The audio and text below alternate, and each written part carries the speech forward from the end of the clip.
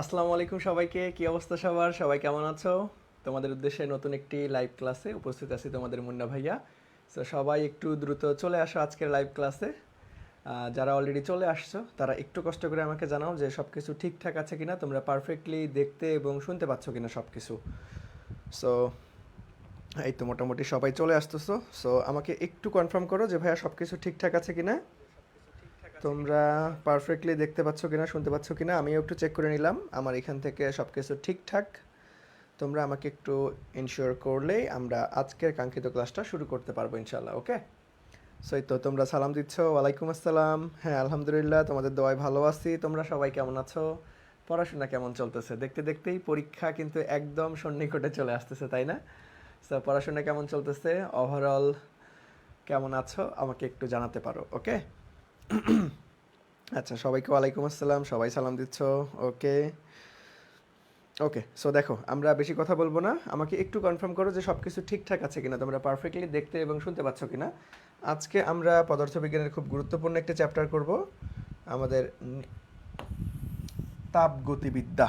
ওকে, আমাদের তাপগতিবিদ্যা আমরা খুব সুন্দরভাবে আজকের ক্লাসে কমপ্লিট করবো ইনশাআল্লাহ। ওকে, সো আমরা ক্লাসটা শুরু করার আগে একটু আমাকে কনফার্ম করো যে ভাই সব কিছু ঠিকঠাক আছে কিনা। ওকে, আর একটা কথা, তোমাদের কিন্তু আমি বায়োলজি ক্লাস বাড়িয়ে দিয়েছি। ওকে, তোমাদের বায়োলজি ক্লাস 2টা করে দিতে চাইছিলাম।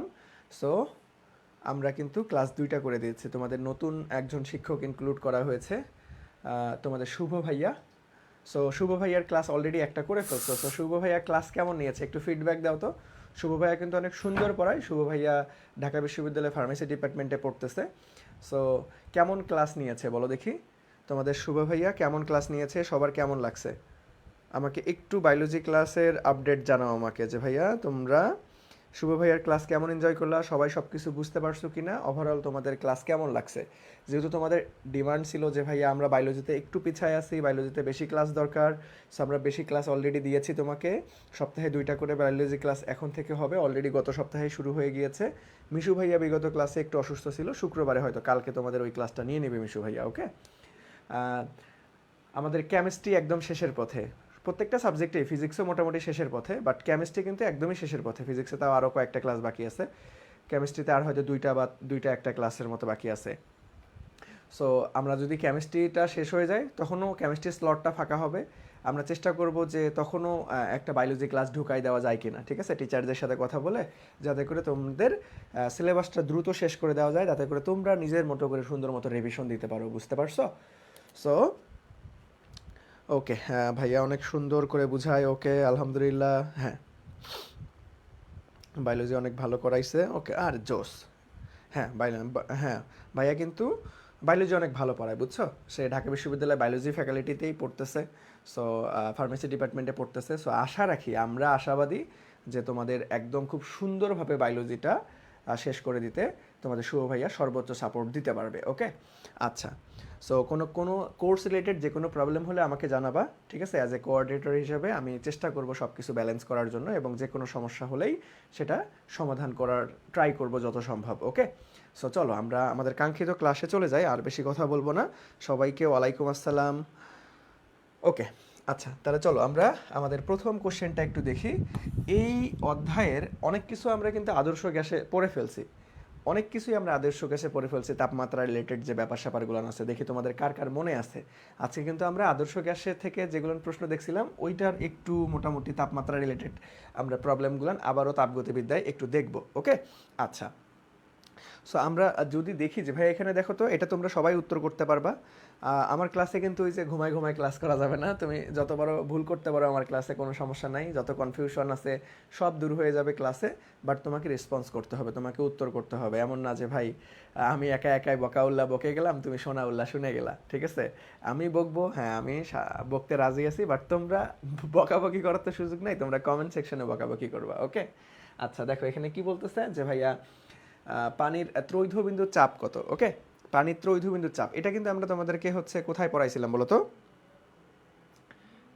পানির ত্রৈধবিন্দুর চাপ কোথায় পড়াইছিলাম ভাইয়া? আদর্শ গ্যাস ও গ্যাসের গতিতত্ত্ব অধ্যায়। ওকে, তো সবাই একটু চেষ্টা করো। তো দেখো এইখানে যেটা ঝামেলা হয় জানো, যেটা ঝামেলা হয়, দেখো এইখানে অনেক কয়টা জায়গায় প্যাচ লাগতে পারে যে ভাইয়া আমরা এককের দিকে খেয়াল রাখতে হবে, একক কনভার্সন। দেখো একটা হচ্ছে সেন্টিমিটার পারদ আর একটা হচ্ছে মিলিমিটার পারদ।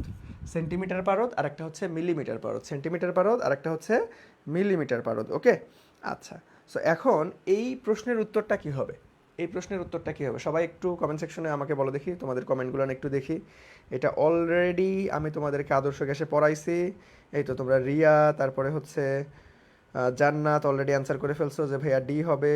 আরে জোস, ওকে। দেখো এইখানে আমরা তাড়াহুড়া করতে গেলে কিন্তু গ নাম্বারটা দাগাই ফেলতে পারি, কিন্তু গ নাম্বারটা অ্যান্সার না, কারণ এটা একক কনভার্সনে ভুল আছে। এটা আমাদের কি সেন্টিমিটার পারদ না, আমাদের মিলিমিটার পারদ। ওকে, এইখানে আরও একটা কনফিউজিং জিনিস দিয়ে রাখে, সেটা হচ্ছে ধরো এ নাম্বার অপশনে, ক নাম্বার অপশনে এরকম দিতে পারে যে ভাইয়া 4.85 মিলিমিটার পারদ, ঠিক আছে। সো এই অপশনটা দিতে পারে, এই অপশনটাতে একটু কেয়ারফুল থাকবা। দেখো আমরা এটা কীভাবে মনে রাখতে পারি ভাইয়া, যে 4-এর পরেই 5 আসে, 4-এর পরেই 5 আসে, 4-এর পরেই 5 আসে, 4.58 মিলিমিটার পারদ। এটা কিন্তু মারাত্মক ইম্পর্টেন্ট। এটা এইচএসসিতেও আসে, এডমিশন টেস্টেও আসে, এইচএসসিতেও আসে, এডমিশন টেস্টেও আসে। সো কখনো যদি আমরা দেখি যে ভাইয়া এইরকম আছে 4.85, এইটা একটু কেয়ারফুল থাকতে হবে, এটা একটু কেয়ারফুল থাকতে হবে। মাঝে মাঝে স্যারেরা কিন্তু একটু চালাকি করে, দেখো 5885 উলটপালট করে দিতে পারে। সো একটু কেয়ারফুল থাকবে। ওকে, সো আমরা কীভাবে মনে রাখবো? ট্রিক্স হচ্ছে 4-এর পরেই 5, তার মানে 4-এর পরেই 5, 4.58 মিলিমিটার পারদ। এখন তোমরা একটু, আমি তোমাকে প্রশ্ন ধরি, আমি যেহেতু আমাদের হচ্ছে আদর্শ গ্যাস পড়াই ফেলছি, সো একটু আমাকে বলো এটার তাপমাত্রা কত? ত্রৈধবিন্দুর তাপমাত্রাটা কত বলো দেখি? ত্রৈধবিন্দুর তাপমাত্রা মনে রাখতে হবে 273.16 আমাদের ক্যালভিন। ওকে, সো ত্রৈধবিন্দুর তাপমাত্রাটা আমাদের কি করতে হবে? অবশ্যই ভাইয়া খেয়াল রাখতে হবে। ত্রৈধবিন্দুর তাপমাত্রা অবশ্যই আমাদের খেয়াল রাখতে হবে। ওকে, এছাড়াও আমি তোমাদের তাপগতিবিদ্যায় অনেক কয়টা মানে তাপমাত্রার কথা বলছিলাম, তাই না? সেটা সবাই আমাকে বলো যে ভাইয়া প্রমাণ তাপমাত্রা, এগুলো একটা একটা করে এমসিকিউ। প্রমাণ তাপমাত্রা, প্রমাণ তাপমাত্রা। সো প্রমাণ তাপমাত্রা কত? প্রমাণ তাপমাত্রা হচ্ছে 0 ডিগ্রি সেলসিয়াস বা 273 কেলভিন, ঠিক আছে। আবার যদি আমি তোমাকে বলি কক্ষ তাপমাত্রা কত?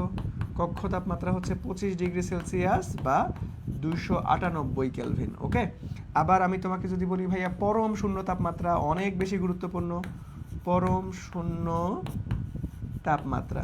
আমি যদি বলি পরম শূন্য তাপমাত্রা, তাহলে কি হবে? আমরা কিভাবে মনে রাখছিলাম যে এই কাজটা করে দিস, তো আমরা বলি না আচ্ছা ঠিক আছে ওকে করে দিব। সো ওকে দ্বারা মনে রাখবে পরম শূন্য তাপমাত্রা 0 কেলভিন বা -273 ডিগ্রি সেলসিয়াস। সো এগুলান কি করতে হবে? ঠাড়া মনে রাখতে হবে বা মুখস্থ করে রাখতে হবে। এগুলান ম্যাথমেটিক্সেও কাজে লাগে, আবার ডিরেক্ট এমসিকিউতে আসে। এগুলান প্রত্যেকটাই ডিরেক্ট এক একটা করে এমসিকিউতে আসে, এইচএসসি অ্যাডমিশন সব জায়গাতে আছে। সো আমাদের একটু কষ্ট করে কি রাখতে হবে ভাইয়া? মনে রাখতে হবে। ওকে, সো এই তাপমাত্রা রিলেটেড ব্যাপার স্যাপারগুলো আমাকে কি করতে হবে? একটু কষ্ট করে মনে রাখতে হবে, ভেরি ইম্পর্টেন্ট। ওকে, আচ্ছা তাহলে চলো আমরা নেক্সটে চলে যাবো। দেখো নেক্সটে কি বলছে যে ভাইয়া ফারেনহাইট স্কেলের কোন তাপমাত্রা সেলসিয়াস স্কেল পাঠের দ্বিগুণ? সো ফারেনহাইট স্কেলের কোন তাপমাত্রা সেলসিয়াস স্কেলের পাঠের দ্বিগুণ? সো আমরা তাপমাত্রার স্কেল থেকে প্রশ্ন আসছে, এটা আমরা 9-10 থেকে শিখে আসি যে ভাইয়া C/5 equal to F-32 divided by 9, আর যদি কেলভিন থাকে প্যারা নাই কে 273 ডিভাইডেড বাই আমাদের 5। সো যে কোনো তাপমাত্রা থেকে একটা স্কেল থেকে আরেকটা স্কেলে যদি আমরা কনভার্সন করতে চাই, তাহলে আমরা এই সূত্রটা সবাই জানি, তাই না? সো এখন ব্যাপারটা হচ্ছে আমাদের কি কি বলছে ভাই? সেলসিয়াস এবং ফারেনহাইট, তাই না? সো আমাকে বলছে যে ভাইয়া ফারেনহাইট স্কেলের কোন তাপমাত্রা, ফারেনহাইট স্কেলের কোন তাপমাত্রা, তাহলে ফারেনহাইট স্কেলের তাপমাত্রাটা যেমন F ইকুয়াল টু আমরা যদি x ধরি, সেলসিয়াস স্কেলের দ্বিগুণ, তাহলে C ইকুয়াল টু আমাকে কি করতে হবে? 2x ধরতে হবে। ওকে, আচ্ছা তাহলে চলো আমরা করে ফেলি। তাহলে C এর মান হচ্ছে কত? C এর মান হচ্ছে 2x। তাহলে C এর মান আমরা 2x প্রশ্ন অনুযায়ী বসাই দিলাম, equal to x - 32 divided by 9। So এখন কি করতে পারি দেখো তো, এখান থেকে কি করতে পারি? আচ্ছা আমরা কি ভুল করলাম যে ফারেনহাইট স্কেলের কোন তাপমাত্রা? ফারেনহাইট স্কেলের সেলসিয়াস স্কেলের তাপমাত্রা দ্বিগুণ। ফারেনহাইট স্কেলের কোন তাপমাত্রা? ফারেনহাইট স্কেলের কোন তাপমাত্রা? সেলসিয়াস স্কেলের সেলসিয়াস স্কেলের পাঠের দ্বিগুণ। সেলসিয়াস স্কেলের পাঠের দ্বিগুণ। এই দাঁড়াও, সেলসিয়াস স্কেলের পাঠের দ্বিগুণ, সেলসিয়াস স্কেলের পাঠের দ্বিগুণ, সেলসিয়াস স্কেলের পাঠের দ্বিগুণ। তাহলে সেলসিয়াসকে যদি আমরা x ধরি, ফারেনহাইটকে যদি আমরা x ধরি, আবার আলটিমেটলি সেলসিয়াস স্কেলের পাঠের দ্বিগুণ, সেলসিয়াস স্কেলের পাঠের দ্বিগুণ, তাহলে এইটা হবে 2x। ওকে, এইটা হবে 2x। ওকে, তাহলে আমরা ফারেনহাইট স্কেলের কোন তাপমাত্রা, তাহলে ফারেনহাইট স্কেলটাকে আমরা কি করব, এইখানে হচ্ছে 2x বসাই দিব, x বসাই দিব, আর f এর জায়গায় আমরা কি বসাই দিব, f এর জায়গায় 2x, f এর জায়গায় 2x বসাই দিব, 2x মাইনাস 32 ডিভাইডেড বাই 9। ওকে, আবারও পড়ি যে ফারেনহাইট স্কেলের কোন তাপমাত্রা, ফারেনহাইট স্কেলের কোন তাপমাত্রা, সেলসিয়াস স্কেলের পাঠের দ্বিগুণ, সেলসিয়াস স্কেলের পাঠের দ্বিগুণ। তাহলে সেলসিয়াসকে আমরা এক্স ধরছি, ওইটার, হ্যাঁ ঠিক আছে এখন। ওকে আচ্ছা, ওকে তাহলে দেখো এখন আমরা জাস্ট ক্যালকুলেশন করব, হাতে ক্যালকুলেশন, এটা আর দ্বিগুণ করে দাও, 9x, তারপরে হচ্ছে ইকুয়াল টু আমরা লিখতে পারি 10x মাইনাস কত, 5 দুগুণে 10-এর 0, হাতে 1, 15 আর 1-এ 16। তাহলে এইটাকে আমরা কি করব ভাইয়া, এটাকে এই পাশে পার করে দাও, তার মানে x ইকুয়াল টু কত আসতেছে, ওই পাশে গেলে আমাদের জাস্ট প্লাস হয়ে যাবে 160। তাহলে আমাদের কি আসতেছে ভাইয়া, 160 আসতেছে। সো 160 কি উত্তর হবে, দেখো অপশনে কিন্তু 160 আছে। তোমরা দেখা মাত্রই অনেকে বলতে পারো যে ভাইয়া গ নাম্বারটা উত্তর, আসলে কি গ নাম্বারটা উত্তর হবে, আসলে কি গ নাম্বারটা উত্তর হবে না। দেখো আমরা ফারেনহাইট স্কেলের বলছে যে ফারেনহাইট স্কেলের কোন তাপমাত্রা, ফারেনহাইট স্কেলের কোন তাপমাত্রা, তাহলে ফারেনহাইটকে ধরছি কত 2x, তাই না, তাহলে 2x, তার মানে এখানে 2 ইন্টু এক্স এর মান পাইছি আমরা কত 160, তাহলে 160, তাহলে 0 6 6 6 12 2 হাতে 1, আমাদের 2 আর 1-এ 3, তাহলে 320 হবে, অ্যান্সার হবে 320। বাট এইখানে আছে আমাদের কত, আমাদের 160, এটা দেখা মাত্র উত্তর করা যাবে না, এটা কিন্তু এক্স এর মান, এটা এক্স এর মান, দ্যাট মিনস সেলসিয়াস স্কেলের মান। তোমাকে ফারেনহাইট কি দ্বিগুণ, যেহেতু তার মানে 2x এর সাথে গুণ করতে হবে, তাহলে 320 হবে। তাহলে দেখো দুঃখের বিষয় হচ্ছে 320 কোথাও নাই, মানে এটা সঠিক উত্তর নেই, সঠিক উত্তর নেই, এটা কি ভাইয়া, সঠিক উত্তর নেই। ঠিক আছে, এই ধরনের ব্ল্যাঙ্ক অপশন খুবই কম থাকে, এখনকার প্রশ্নগুলোতে খুবই কম ভুল ত্রুটি থাকে, মাঝে মধ্যে তাও ভুল ত্রুটি হয়ে যায়। ওকে, সো একটু কেয়ারফুল থাকবা, এটা আলটিমেটলি সঠিক উত্তর নাই, এটাতে সঠিক উত্তর নাই। ঠিক আছে, হ্যাঁ এই তো, এটাতে সঠিক উত্তর আসে, এই তো অনেকেই পারছো যে ভাইয়া আমার কি আসে, ওকে এই যে 320 আসছে, ধন্যবাদ। ওকে আচ্ছা, তাহলে চলো অ্যান্সার ভুল আছে, হ্যাঁ অ্যান্সার ভুল আছে। ওকে, তো আমরা দেখলাম, এখন আমাকে একটু বলো দেখি যে ফারেনহাইট স্কেল এবং আমাদের হচ্ছে সেলসিয়াস স্কেলের একই পাঠ প্রদর্শন করে কোন তাপমাত্রায়, ফারেনহাইট স্কেল এবং সেলসিয়াস স্কেল একই পাঠ প্রদর্শন করে কোন তাপমাত্রায়। এগুলো একটু মুখস্থ টাইপের প্রশ্ন আসে যে ভাইয়া ফারেনহাইট এবং সেলসিয়াস একটু বলো, আমি একটু কয়েকটা নোট করে দেই তোমাদেরকে, এগুলোর পরীক্ষায় আসে, এগুলোর ফিক্সড মান একটু কষ্ট করে মুখস্থ রাখাটা ভালো, যে ভাইয়া ফারেনহাইট এবং সেলসিয়াস কি ভাইয়া, আচ্ছা এগুলো বাংলা দিয়ে না লেখা, ফারেনহাইট ও সেলসিয়াস একই পাঠ প্রদর্শন করে, একই পাঠ প্রদর্শন করে কত ডিগ্রি সেলসিয়াস তাপমাত্রায়, অনেকবার এগুলো পরীক্ষায় আসছে। এটা হচ্ছে -40 ডিগ্রি, -40 ডিগ্রি, এটাকে তুমি সেলসিয়াস ফারেনহাইট দুইটাই বলতে পারো। ওকে, -40 ডিগ্রি, এইটা একটু কষ্ট করে মনে রাখতে হবে। ওকে, আবার আমি যদি তোমাকে বলি যে ভাইয়া ফারেনহাইট এবং কেলভিন, ফারেনহাইট এবং কেলভিন কততে, সেটা হবে 574 ফারেনহাইট, দেখো ফারেনহাইট ও কেলভিন, ফারেনহাইট ও কেলভিন একই পাঠ প্রদর্শন করে, এটাও পরীক্ষায় আসে, এইচএসসিতে কম আসলে অ্যাডমিশন টেস্টে অনেক আসে। এটা হচ্ছে কত 574.25, 574 আমাদের 25, 574.25, এটা একটু কষ্ট করে মুখস্থ রাখতে হবে এই কয়েকটা, এই দুইটা ফিক্সড মান ভাইয়া।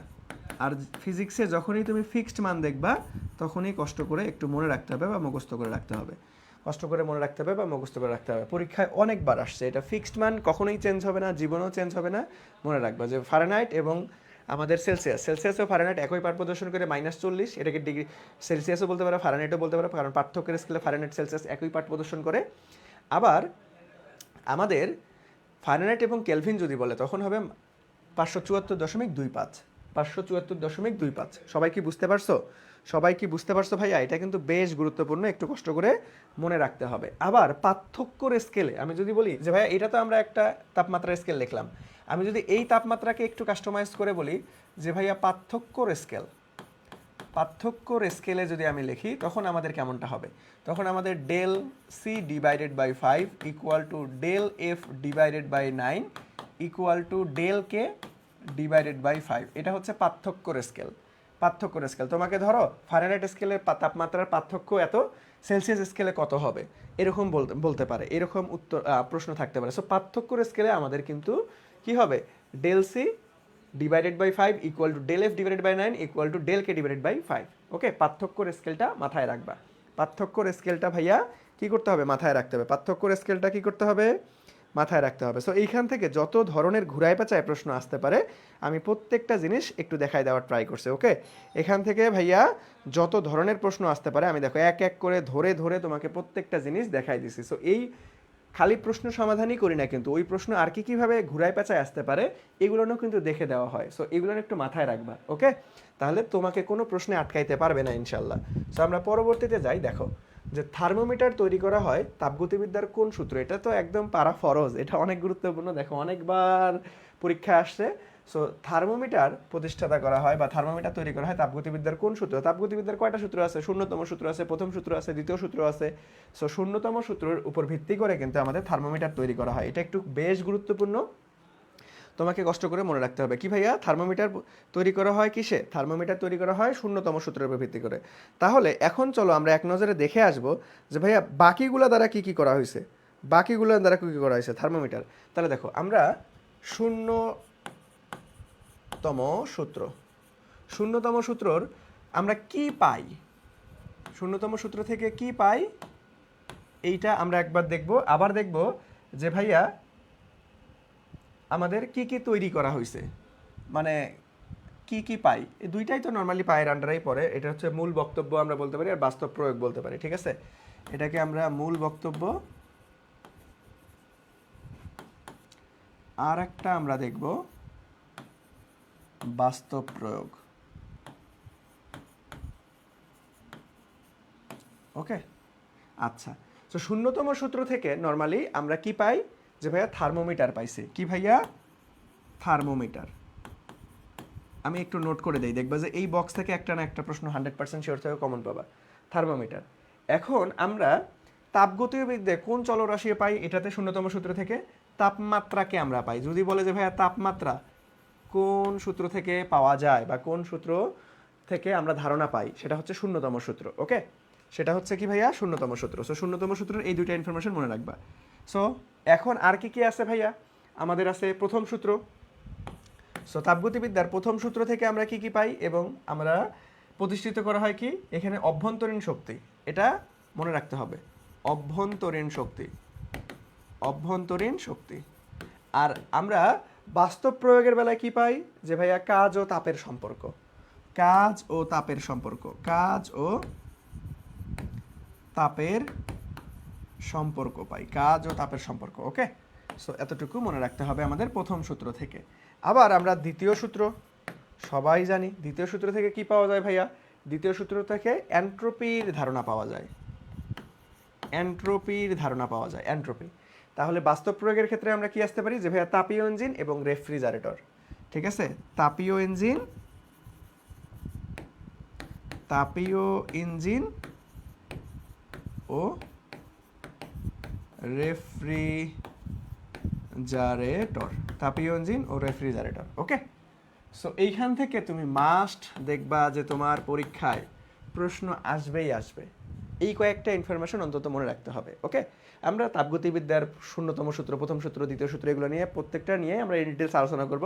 সো এখান থেকে থিওরি টাইপ যে প্রশ্নটা আসতে পারে, আমরা ম্যাথমেটিক্যাল তো নিয়ে আলোচনা করবোই একটু পরে, কারণ তাপগতিবিদ্যার প্রথম সূত্রের দুইজন বিজ্ঞানী ব্যাখ্যা করছে, জুল ব্যাখ্যা করছে, ক্লোসিয়াস ব্যাখ্যা করছে, ওগুলো থেকে আবার ম্যাথমেটিক্স আসে একটু পরে, সেগুলো আমরা দেখব। বাট যদি থিওরি পার্ট থেকে আসে তাপগতিবিদ্যার, তাপগতিবিদ্যার হচ্ছে সূত্রগুলো থেকে, তাহলে এর বাইরে থেকে ইনশাল্লাহ প্রশ্ন আসবে না। সবাই কি ক্লিয়ার, বুঝতে পারছো ভাই, সবাই কি ক্লিয়ার, বুঝতে পারছো, আমাকে একটু বলো তো দেখি, সবার কি ক্লিয়ার, এই ইনফরমেশনগুলো তোমাকে মনে রাখতে হবে বা মুখস্থ রাখতে হবে, এই ইনফরমেশনগুলো তোমাকে মনে রাখতে হবে বা মুখস্থ রাখতে হবে। ওকে, সো এই বিষয়টা অবশ্যই অবশ্যই মাথায় রাখবা, এই কয়েকটা। সো আমরা পরবর্তীতে যাব, চলো দেখো সম আয়তন প্রক্রিয়ার ক্ষেত্রে নিচের কোনটি সঠিক। তাহলে দেখো এটা বেশ সহজ প্রশ্ন, জাস্ট বেসিক কনসেপ্ট ক্লিয়ার থাকলেই অ্যান্সার করা যায়। সম আয়তন প্রক্রিয়ার ক্ষেত্রে কোনটি সঠিক, ভাই সম আয়তন প্রক্রিয়ার ক্ষেত্রে কোনটা সঠিক বলো দেখি। সম আয়তন মানে আমাদের ডিভি বা ডেল ভি শূন্য হবে, স্থির আয়তন বা সম আয়তন, তাই না। তাহলে দেখো এখন আমাদের বহিস্থ কাজ সম্পৃক্ত হবে কৃত কাজ সরবরাহকৃত তাপশক্তি সমান হবে কৃত কাজ শূন্য। এই যে আমাদের এর কৃত কাজ শূন্য হবে কেন ভাই? কারণ কি আমরা সবাই জানি যে ভাইয়া ডিডাব্লিউ ইকুয়াল টু আমরা সূত্র কি জানি পি ডিভি। তাহলে ভাই ডিভি যদি শূন্য হয়, সমায়তন প্রক্রিয়ায় তো ডিভি শূন্য, তাহলে শূন্য হইলে কাজটাও পি এর সাথে তুমি যাই গুণ করো না কেন অ্যান্সার আসবে আমাদের লাড্ডু সোনা শূন্য। তাহলে আমাদের কৃত কাজ শূন্য হবে। ওকে, তাপগতীয় প্রক্রিয়া কয়টা আছে? 4টা, রুদ্ধতাপীয়, সমউষ্ণ, সমতাপীয়। ওকে, সো এগুলো নিয়ে আমরা একটু পরে বিস্তারিত আলোচনা করব। সো একটু মনে রাখতে হবে সময় আয়তন, সমায়তন প্রক্রিয়ায় আলটিমেটলি আমাদের কোনটা সূত্র হবে? তাহলে কাজ, কারণ আমাদের ডিভির মান শূন্য হলে যার সাথে শূন্য গুণ করো না কেন তোমার অ্যান্সার শূন্যই আসবে। তোমার কি ভাইয়া অ্যান্সারটা কি আসবে? শূন্যই আসবে। ওকে, তাহলে তাপগতিবিদ্যার প্রথম সূত্র ও দ্বিতীয় সূত্রের সমন্বয় রূপ, প্রশ্নটা বেশ ইন্টারেস্টিং এবং বেশ গুরুত্বপূর্ণ। ওকে, তাপগতিবিদ্যার প্রথম সূত্র থেকে আমরা কি জানি? তাপগতিবিদ্যার প্রথম সূত্র নর্মালি দুইজন আছে, জুল এবং আমাদের ক্লোসিয়াস। সো এখানে অপশন দেখে বোঝা যাচ্ছে ক্লোসিয়াসেরটা ব্যবহার করছে। সো ক্লোসিয়াস থেকে আমরা কি জানি যে ভাইয়া DQ equal to DU plus DW. Okay, এটা হচ্ছে আমাদের প্রথম সূত্র। প্রথম সূত্র কিন্তু জুল সাহেবও ব্যাখ্যা করছে যে তাপ সম্পূর্ণরূপে কাজে রূপান্তর হয়, দ্যাট মিনস ডাব্লু সমানুপাতিক আমাদের কি এইচ, তার মানে W equal to J H, joule তুল্যাঙ্ক দিয়ে যদি আমরা করি। তুমি এখানে দেখো তো এরকম ছোট ছোট অপশন আছে, জীবনেও নাই। তাহলে অপশন দেখে বুঝতে হবে তোমাকে তাপগতিবিদ্যার প্রথম সূত্রের কারটা নিছে, জুলেরটা না ক্লোসিয়াসেরটা। ওকে, আচ্ছা, তারপরে দ্বিতীয় সূত্র থেকে আমরা কি জানি যে ভাইয়া এন্ট্রপির ধারণা পাওয়া যায়। তাহলে এন্ট্রপি থেকে আমরা ডিএস ইকুয়াল টু আমরা কি জানি যে ভাইয়া ডিকিউ ডিভাইডেড বাই টি। তাহলে আমাদের দেখো এখান থেকে একটু কাস্টমাইজ করে নিই, দেখো আর গুণ করে দাও, ডিকিউ ইকুয়াল টু আমাদের টি ডিএস পাচ্ছি না আমরা। তাহলে এখন এইখানে আমাদের ডিকিউ আছে না, মান বসাই দাও যে ভাইয়া T dS equal to DU plus ডিডাব্লিউ। এখন ডিইউটা যদি বের করতে যাই তাহলে dU equal to TdS minus ডিডাব্লিউ। দেখো আমাদের এই ফরমেশনেই সাজানো আছে যে ভাইয়া আমাদের dU equal to TdS minus ডিডাব্লিউর জায়গায় আবার কি লিখতে পারি? দেখো আরও ভাঙাইছে এরা, প্যারা নাই। ডিডাব্লিউ ইকুয়াল টু আমরা কি জানি পি ডিভি জানি, বাট এখানে মাইনাস হবে, এখানে কি হবে? মাইনাস। তাহলে dU equal to TdS minus P dV, that means আমাদের মোস্ট অ্যাপ্রোপ্রিয়েট রাইট অ্যান্সার হচ্ছে খ নাম্বারটা। ওকে, আমাদের মোস্ট অ্যাপ্রোপ্রিয়েট রাইট অ্যান্সার হচ্ছে খ নাম্বার। তাপগতিবিদ্যার প্রথম সূত্র আরও একটা আছে যেটা জুল দিছে, জুল সাহেব দিছে, বিজ্ঞানী জুল কি দিছে যে ডাব্লু সমানুপাতিক আমাদের এইচ, দ্যাট মিনস সমানুপাতিক চিহ্ন তুলে দিয়ে সমানুপাতিক একটা ধ্রুবক নেই যে এইচ। ওকে, সো এটাকে বলা হয় জুল তুল্যাঙ্ক। সবাই কি বুঝতে পেরেছি? সবাই কি বুঝতে পেরেছি ভাইয়া? বলো তো দেখি। একদম ভেঙে ভেঙে বুঝাই দেওয়ার ট্রাই করছি। ওকে, সো এই প্রত্যেকটা কনসেপ্ট তোমাকে মনে রাখতে হবে, প্রত্যেকটা কনসেপ্ট তোমাকে মনে রাখতে হবে। দেখো আমি একদম ধরে ধরে প্রত্যেকটা সূত্র ভেঙে ভেঙে প্রত্যেকটা প্রশ্ন অ্যানালাইসিস করে তোমাদেরকে পড়াই। তারপরেও যদি বুঝতে অসুবিধা হয় অবশ্যই ভাইয়াকে জানাবা। ওকে, আচ্ছা, পরবর্তীতে যাই যে ভাইয়া তাপগতিবিদ্যায় প্রথম সূত্র সম্পর্ক স্থাপন করে কে? প্রথম সূত্র সম্পর্ক স্থাপন করে কার কার মধ্যে? একটু আগেই তোমাদেরকে পড়াই দিছি আমি। তাপগতিবিদ্যার প্রথম সূত্রে কে কে বলো তো দেখি, কে কে? তাপগতিবিদ্যার প্রথম সূত্র একটু আগেই তো পড়াইলাম, জুল। তাপ এবং আমাদের কাজের মধ্যে, তাপমাত্রা আর কাজ না কিন্তু, দেখো তাপ ও চাপ না, তাপ ও বল না, তাপ ও কাজ, তাপ ও ক্ষমতা। তাহলে আমাদের মোস্ট অ্যাপ্রোপ্রিয়েট অ্যান্সার গ নাম্বার, তাপ ও কাজের মধ্যে। সো মাঝে মাঝে এরকম বলা থাকতে পারে যে ভাইয়া তাপ ও কাজ, এইটা বাদ দিয়ে তাপমাত্রা ও কাজ, এটাতে কেয়ারফুল থাকতে হবে, তাপমাত্রা ও কাজ। সো ভুলে তাড়াহুড়া বশত আবার এই তাপমাত্রা দাগায় দেওয়া যাবে না। তাপ ও কাজের মধ্যে সম্পর্ক স্থাপন করে। ওকে, তাপ ও কাজের মধ্যে সম্পর্ক স্থাপন করে, সো ভুল করা যাবে না। বুঝতে পেরেছেন? নেক্সটে আসি। দেখো যে ভাইয়া আমাদের 5 ক্যালোরি সমান সমান কি বলছে? 5 ক্যালোরি তাপ দ্বারা সর্বোচ্চ কত জুল কাজ করা সম্ভব? দেখো এটা সিম্পল একটা একক কনভার্সন থেকেই প্রশ্ন আসছে। আমরা সবাই জানি কি 1 ক্যালোরি সমান সমান কত জুল ভাইয়া? 1 ক্যালোরি সমান সমান 4.2 জুল। ওকে, আবার যদি উল্টাই দেই যে ভাই 1 জুল সমান সমান কত ক্যালোরি? 0.24 ক্যালোরি।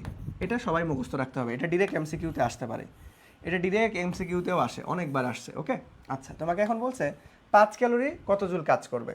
তাহলে এইখানে আমরা যদি 5 ক্যালোরি বের করতে চাই তাহলে আমরা কি করতে হবে যে ভাইয়া এই 5-এর সাথে জাস্ট গুণ করে দিতে হবে 4.2।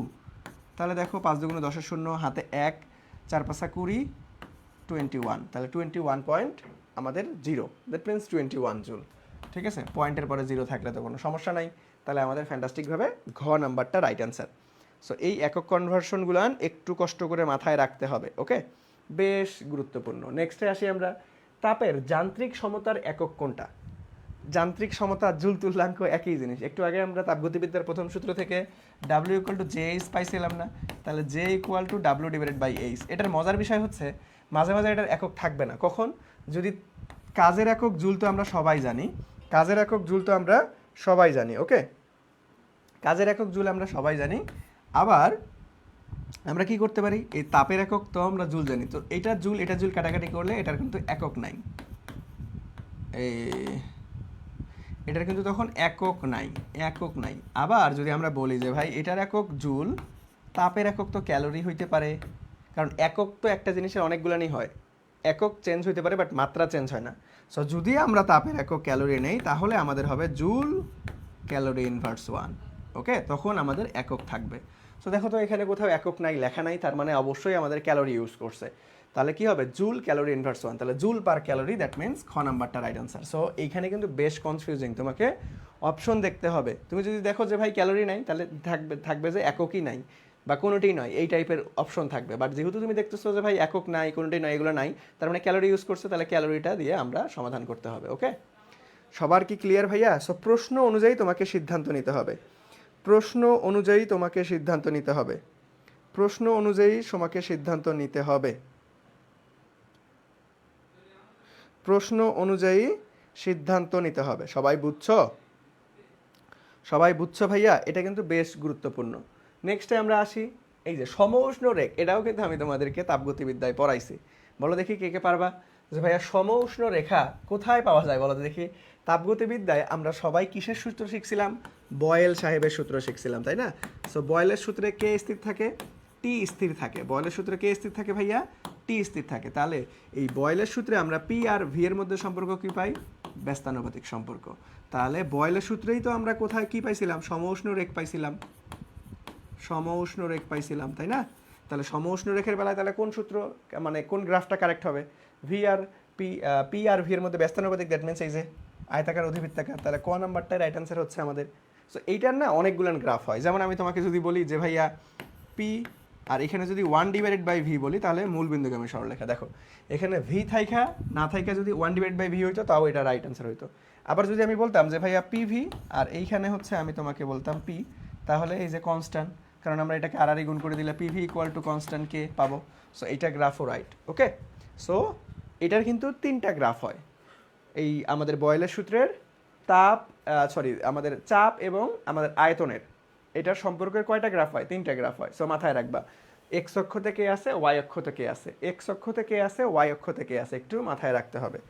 নেক্সটে আসি আমরা, যে নির্দিষ্ট পরিমাণ গ্যাসের অভ্যন্তরীণ শক্তি নির্ভর করে কিসের উপর? ভাই গ্যাসের অভ্যন্তরীণ শক্তি তাপমাত্রার উপর নির্ভর করবে। থিওরি টাইপ প্রশ্ন, মনে রাখতে হবে একটু। গ্যাসের অভ্যন্তরীণ শক্তি কার উপর নির্ভর করবে? তাপমাত্রার উপর নির্ভর করবে। বেশ কনসেপচুয়াল এবং গুরুত্বপূর্ণ একটা প্রশ্ন ছিল।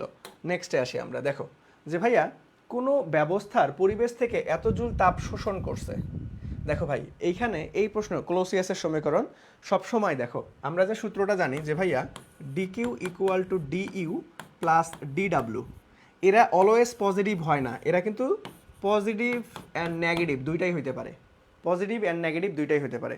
সো আমি তোমাদেরকে একটু বেসিক কনসেপ্টটা ক্লিয়ার করে দিই যে ভাইয়া কখন পজিটিভ হবে আর কখন নেগেটিভ হবে, কখন পজিটিভ হবে আর কখন নেগেটিভ হবে, এই জিনিসটা চলো আমরা একটু ক্লিয়ার করে নিই, একটু ক্লিয়ার করে নিই, ওকে। কখন পজিটিভ আর কখন নেগেটিভ, ওকে। তাহলে দেখো আমরা যদি বলি যে ভাইয়া ডি কিউ, এই সাদা করে নিই একটু, ওকে। আমরা যদি বলি ভাইয়া ডি কিউ কখন পজিটিভ কখন নেগেটিভ, তারপরে হচ্ছে ডিইউ, তারপরে ডিডাব্লিউ, এরা আসলে ডিপেন্ড করবে কখন পজিটিভ কখন নেগেটিভ প্রশ্নের উপর।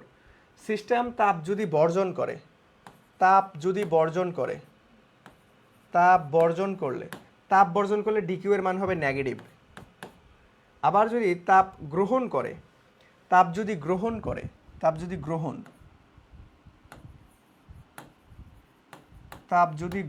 করে ভাইয়া, তাহলে হবে পজিটিভ।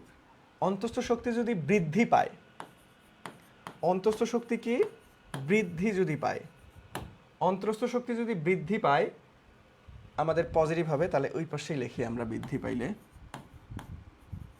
অন্তঃস্থ শক্তি যদি বৃদ্ধি পায় তাহলে আমাদের পজিটিভ হবে, আর যদি হ্রাস পায় তাহলে আমাদের নেগেটিভ হবে। এটা কি অন্তঃস্থ শক্তি, অন্তঃস্থ শক্তি। ওকে, অন্তঃস্থ শক্তি। আর ডিডাব্লিউ কি ভাইয়া? ডিডাব্লিউকে ভাঙাইলে আবার কি লেখা যায়? পিডিভি। তাহলে এখানে আয়তন, তাহলে যদি আয়তন কথাটা বলা থাকে তাহলে আয়তন এটা হ্রাস পাইলে আমাদের নেগেটিভ হবে, আর আয়তন যদি বৃদ্ধি পায় তাহলে আমাদের কি হবে ভাইয়া? পজিটিভ হবে। ওকে, আবার এটাকে আরেকভাবেও করা যায় যে ভাইয়া আমাদের যদি সিস্টেমের উপর বাহির থেকে কাজ করা হয়, অথবা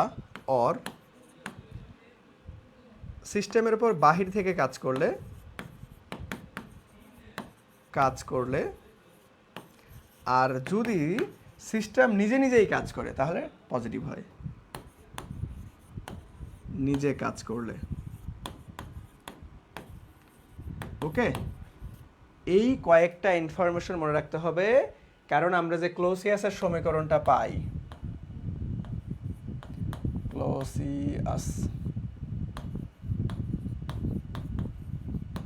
ক্লোসিয়াসের যে সমীকরণটা আমরা পাই dq equal to du plus dw, এরা ভাই এই কন্ডিশন ভেদে আমাদের প্লাস মাইনাস দুইটাই হইতে পারে। তার মানে প্রশ্নকে দেখতে হবে যে কখন কোনটা প্লাস কখন কোনটা মাইনাস।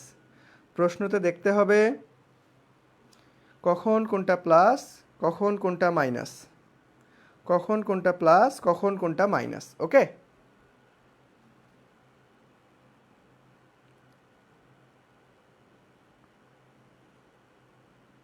সবাই বুঝছো?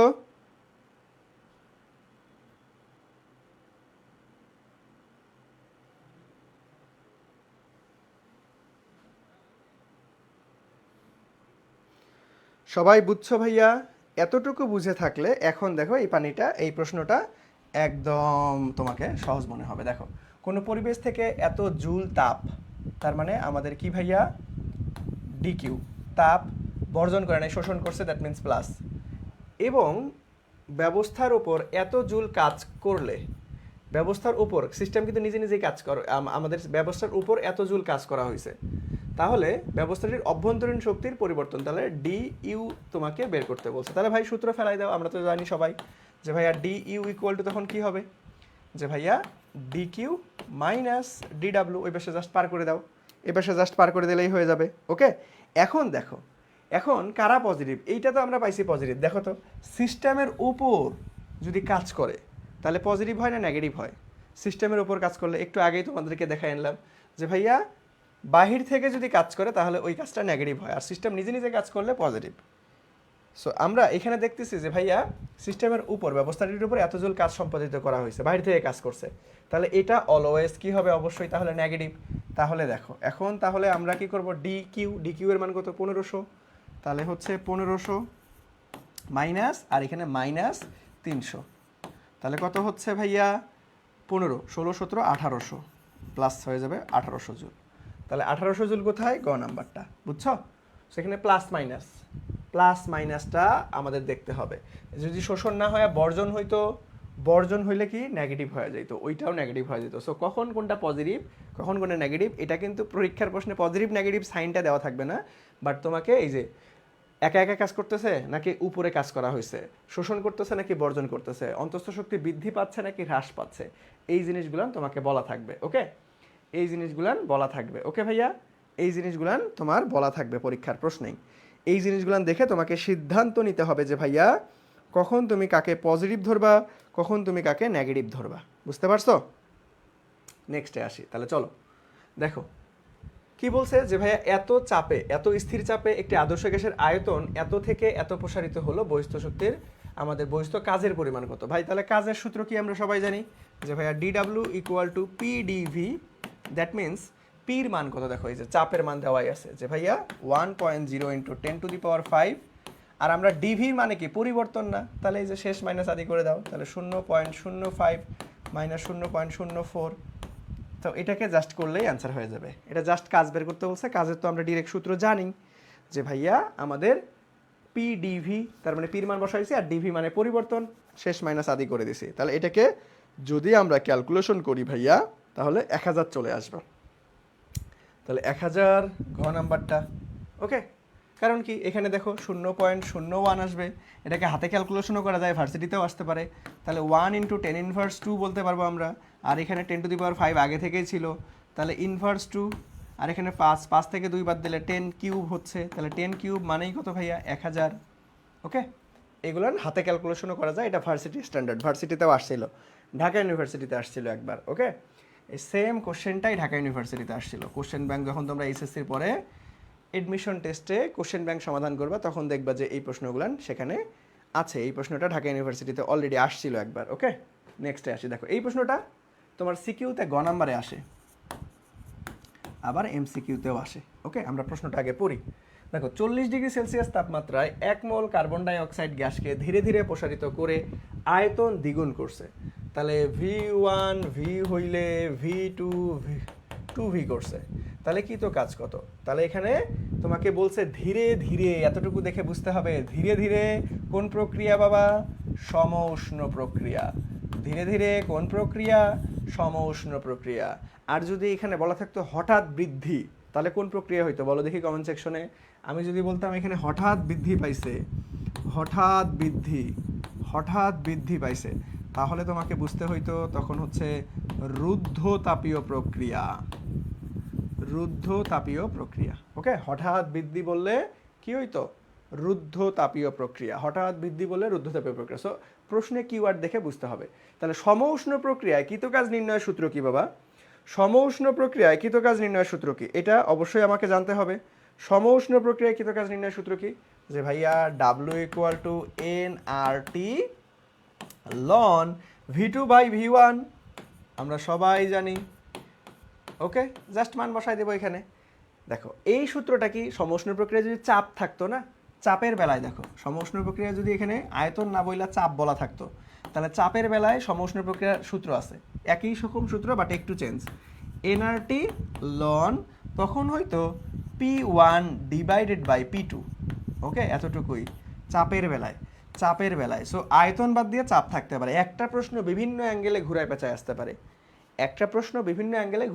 পারে, সো আয়তন দিয়েছে, এরপরে চাপ আসতে পারে, চাপ আসলে কিন্তু P1/P2, V2/V1, আর চাপের বেলায় হয় P1/P2। ওকে, আচ্ছা, তাহলে এখন চলো আমরা মান বের করে ফেলি। তাহলে 1 মোল, তাহলে n এর মান কত ভাইয়া? এখানে বলাই আছে 1, আর আর এর সর্বজনীন গ্যাস ধ্রুবক, তাহলে 1 × 8 আমাদের সর্বজনীন গ্যাস ধ্রুবকের মান বসায় দাও 314। টির মান কত ভাইয়া? টি অলওয়েজ ক্যালভিনে নিতে হবে। তাহলে 40°C, তাহলে 273-এর সাথে 40 যোগ করে দাও 3, 11-র 1 হাতে 1, 3, 313 ইন্টু লন, এখানে হচ্ছে 2V/V। সো VV কাটা দাও। এখন তুমি এটাকে জাস্ট ক্যালকুলেট করো। এটা হাতে ক্যালকুলেশন করা বেস্ট টাফ, তোমাকে তখন লগের মান মনে রাখতে হবে। এডমিশন টেস্টে এটা আসে মাঝে মাঝে, ঠিক আছে? কারণ আলটিমেটলি এডমিশন টেস্টে লগ 1 থেকে লগ 10 পর্যন্ত মান মুখস্থ রাখতে হয়। ওকে, তোমরা যখন পিএইচের মান নির্ণয় করবা, পিএইচের ক্যালকুলেশনগুলো কেমিস্ট্রিতে, তখনও কিন্তু আমাদের লগের মান লাগে। সো এই জন্য আমাদের এডমিশন টেস্টে হাতে ক্যালকুলেশন যেহেতু, সো 1 থেকে 10-এর মান মুখস্থ। এখন অত প্যারা করার দরকার নেই, তোমার কাছে ক্যালকুলেটর আছে, জাস্ট ক্যালকুলেশন করে দাও, দেখবা যে আমাদের গ নাম্বার চলে আসবে যে ভাইয়া 1802.something। ওকে, সো এই সেম প্রশ্ন আয়তন না বইলা চাপ থাকলে কি হইতো? এই সূত্রটা মাথায় রাখবা। আয়তন না বইলা চাপ থাকলে কি হতো? চাপেরটা তেমন একটা আসে না, খুবই লেস ইম্পর্টেন্ট, বাট মাঝে মধ্যে চলে আসতে পারে। খুবই লেস ইম্পর্টেন্ট, বাট কি ভাইয়া মাঝে মধ্যে চলে আসতে পারে, একটু মাথায় রাখবা। ওকে, চলো তাহলে আমরা নেক্সটে যাব যে ভাইয়া রুদ্ধতাপীয় প্রক্রিয়ায় পরিবর্তনে কোন ভৌত রাশিটি পরিবর্তন হয় না? তাহলে রুদ্ধতাপীয় প্রক্রিয়ায় এন্ট্রপি পরিবর্তন হয় না। কেন? কারণ আমরা এন্ট্রপি জানি কি ভাইয়া? dQ/T। আর রুদ্ধতাপীয় প্রক্রিয়ায় তো ভাই রুদ্ধতাপীয় যদি হয় তাহলে তো তাপের আদান প্রদান ঘটবে না, তার মানে dQ এর মান 0। তাহলে dQ যদি 0 হয়, 0/something, দ্যাট মিনস 0। ওকে, তাহলে আমাদের এন্ট্রপির পরিবর্তন 0 হবে। এন্ট্রপির কোন রাশিটির পরিবর্তন হবে না? এন্ট্রপির কোনো পরিবর্তন হবে না। রুদ্ধতাপের প্রক্রিয়ায় কোন রাশিটির পরিবর্তন হবে না ভাইয়া?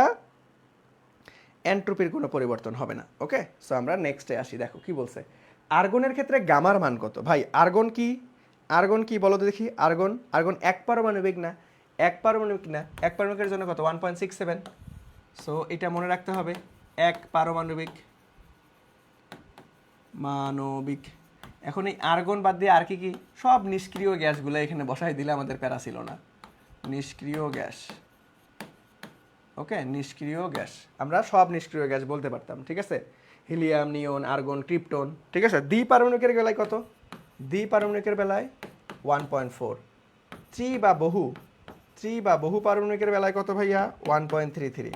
এটা কিন্তু আমরা আদর্শ গ্যাসেও পড়েছিলাম। সো এরকম ডিরেক্ট উদাহরণ দিয়ে আসতে পারে, অথবা এক পারমাণবিক, দ্বিপারমাণবিক, ত্রি বা বহু পারমাণবিক, এইভাবেও আসতে পারে। বিভিন্ন অ্যাঙ্গেলে পরীক্ষায় প্রশ্ন আসে। সো প্রত্যেকটা জিনিস কিভাবে আসতে পারে ওই জিনিসগুলো আমি তোমাকে দেখাই দিচ্ছি, যাতে করে পরীক্ষায় তোমার ঝামেলা না লাগে, পরীক্ষায় তোমার ঝামেলা না লাগে। ওকে, সো নেক্সটে আসি আমরা। দেখো এই প্রশ্নটা ভাইয়া বেশ গুরুত্বপূর্ণ। ওকে, এটা রিসেন্ট টাইমে অ্যাডমিশন টেস্টেও আসতে দেখা দিচ্ছে। দেখো, পিভি লেখচিত্রে সমউষ্ণ রেখ রুদ্ধতাপীয় রেখে অপেক্ষায় কত গুণ খাড়া? তাহলে দেখো, সবসময় মনে রাখবা যে রুদ্ধতাপীয় রেখ সমউষ্ণ রেখ অপেক্ষায়, রুদ্ধতাপীয় রেখ সমউষ্ণ রেখ অপেক্ষায়, রুদ্ধ তাপীয় রেখা সমউষ্ণ অপেক্ষায়, সমউষ্ণ অপেক্ষায় গামা গুণ খাড়া, গামা গুণ খাড়া। ঠিক এইটার উল্টা ভার্সন কি হবে? যদি সমউষ্ণ থেকে রুদ্ধতাপীয় বলে, তখন এটার উল্টা হয়ে যাবে 1/গামা, তাই না? তাহলে দেখো, আমাদের বলছে সমউষ্ণ রেখ রুদ্ধতাপীয় রেখ অপেক্ষা কত গুণ খাড়া, তাহলে 1/গামা, ক নাম্বারটা। আর যদি বলতো রুদ্ধতাপীয় রেখ সমউষ্ণ রেখ অপেক্ষায় কত গুণ খাড়া, তখন আমরা কি বলতাম যে ভাইয়া আমাদের গামা গুণ খাড়া। ওকে, এই প্রশ্নটা দুইভাবে আসে পরীক্ষায়, এই দুইভাবেই আমি তোমাদেরকে লিখে দিলাম, মনে রাখবা। রুদ্ধতাপীয় রেখটা এইভাবে মনে রাখবা, রুদ্ধতাপীয় রেখটা কি ভাইয়া? বড়। রুদ্ধতাপীয় রেখের আলটিমেটলি সমউষ্ণ থেকে উপরে থাকবে, সমউষ্ণ রেখের থেকে উপরে থাকবে, কারণ আমরা বৈশিষ্ট্যতে পড়ছি না যে সমউষ্ণ রেখ অপেক্ষা রুদ্ধতাপীয় রেখ একটু খাড়া হয়, তাই না? সো কত গুণ খাড়া? গামা গুণ খাড়া। ওকে, আবার যদি উল্টা ভার্সনটা আসে, তখন আমাদের যদি বলে যে ভাইয়া রুদ্ধতাপীয় রেখ বাদ দিয়ে সমউষ্ণ রেখ রুদ্ধতাপীয় অপেক্ষায় কত গুণ খাড়া, তাহলে তো ওই উল্টাই যাবে, 1/গামা হবে, 1/গামা হবে। ওকে, বুঝতে পারছো ভাইয়া? নিয়নে বলছো, নিয়নে কি? নিয়ন তো এক পারমাণবিক, তাহলে এক পারমাণবিকের জন্য আমাদের গামার মানটা বসাই দিব আমরা নিয়নের বেলায়। আমি তো বললাম সকল নিষ্ক্রিয় গ্যাসের জন্যই হবে, তাহলে 1.67ই হবে আমাদের, বুঝছো? আচ্ছা দেখো, দুটি বস্তুর মধ্যে ঘর্ষণের ফলে উৎপন্ন তাপ কোন প্রক্রিয়া অনুসরণ করে? প্রত্যাবর্তী নাকি অপ্রত্যাবর্তী? সো এটা অপ্রত্যাবর্তী প্রক্রিয়া, বেশ গুরুত্বপূর্ণ, বেশ কয়েকবার বোর্ডে আসছে। দেখো, ঘর্ষণের ফলে কি হয়? তাপ উৎপন্ন হয়, ওই তাপটা কখনোই আর কাজে ব্যাক করতে পারে না। আর অপ্রত্যাবর্তী মানেই হচ্ছে এটা একমুখী প্রক্রিয়া, ওইটা আর প্রত্যাবর্তন সম্ভব না, আর প্রত্যাবর্তী মানে কি? উভমুখী বিক্রিয়ার মতো, যাইতেও পারবে আসতেও পারবে, প্রত্যাবর্তন করা সম্ভব হবে। ওকে, সো নেক্সটে আসি আমরা। প্রত্যাবর্তী প্রক্রিয়ার ক্ষেত্রে কোনটা সঠিক? প্রত্যাবর্তী প্রক্রিয়ার ক্ষেত্রে যে ভাইয়া এটা ধীর প্রক্রিয়া, মনে রাখবা। প্রত্যাবর্তী প্রক্রিয়া অপ্রত্যাবর্তী প্রক্রিয়ার বৈশিষ্ট্য থেকে বোর্ডে অনেকবার প্রশ্ন আসছে, সো এই বিষয়টা মাথায় রাখতে হবে। ওকে, এই বিষয়টা মাথায় রাখতে হবে, বাকিগুলো সব ভুল। আমাদের এটা স্বতঃস্ফূর্ত না, অস্বতঃস্ফূর্ত হয়। তারপরে সাম্য অবস্থা বজায় থাকে না, এটা অবশ্যই থাকে। শক্তি অপচয় হয় না, এটা হয় বলা আছে। সো বাকি সবগুলাই ভুল। প্রত্যাবর্তী প্রক্রিয়ার ক্ষেত্রে কোনটা রাইট? যে ভাইয়া এটি একটা ধীর প্রক্রিয়া। ওকে, এটি একটা ধীর প্রক্রিয়া। নেক্সটে আসি আমরা। দেখো, ওজোন গ্যাসের জন্য স্থির চাপে মোলার আপেক্ষিক তাপ, স্থির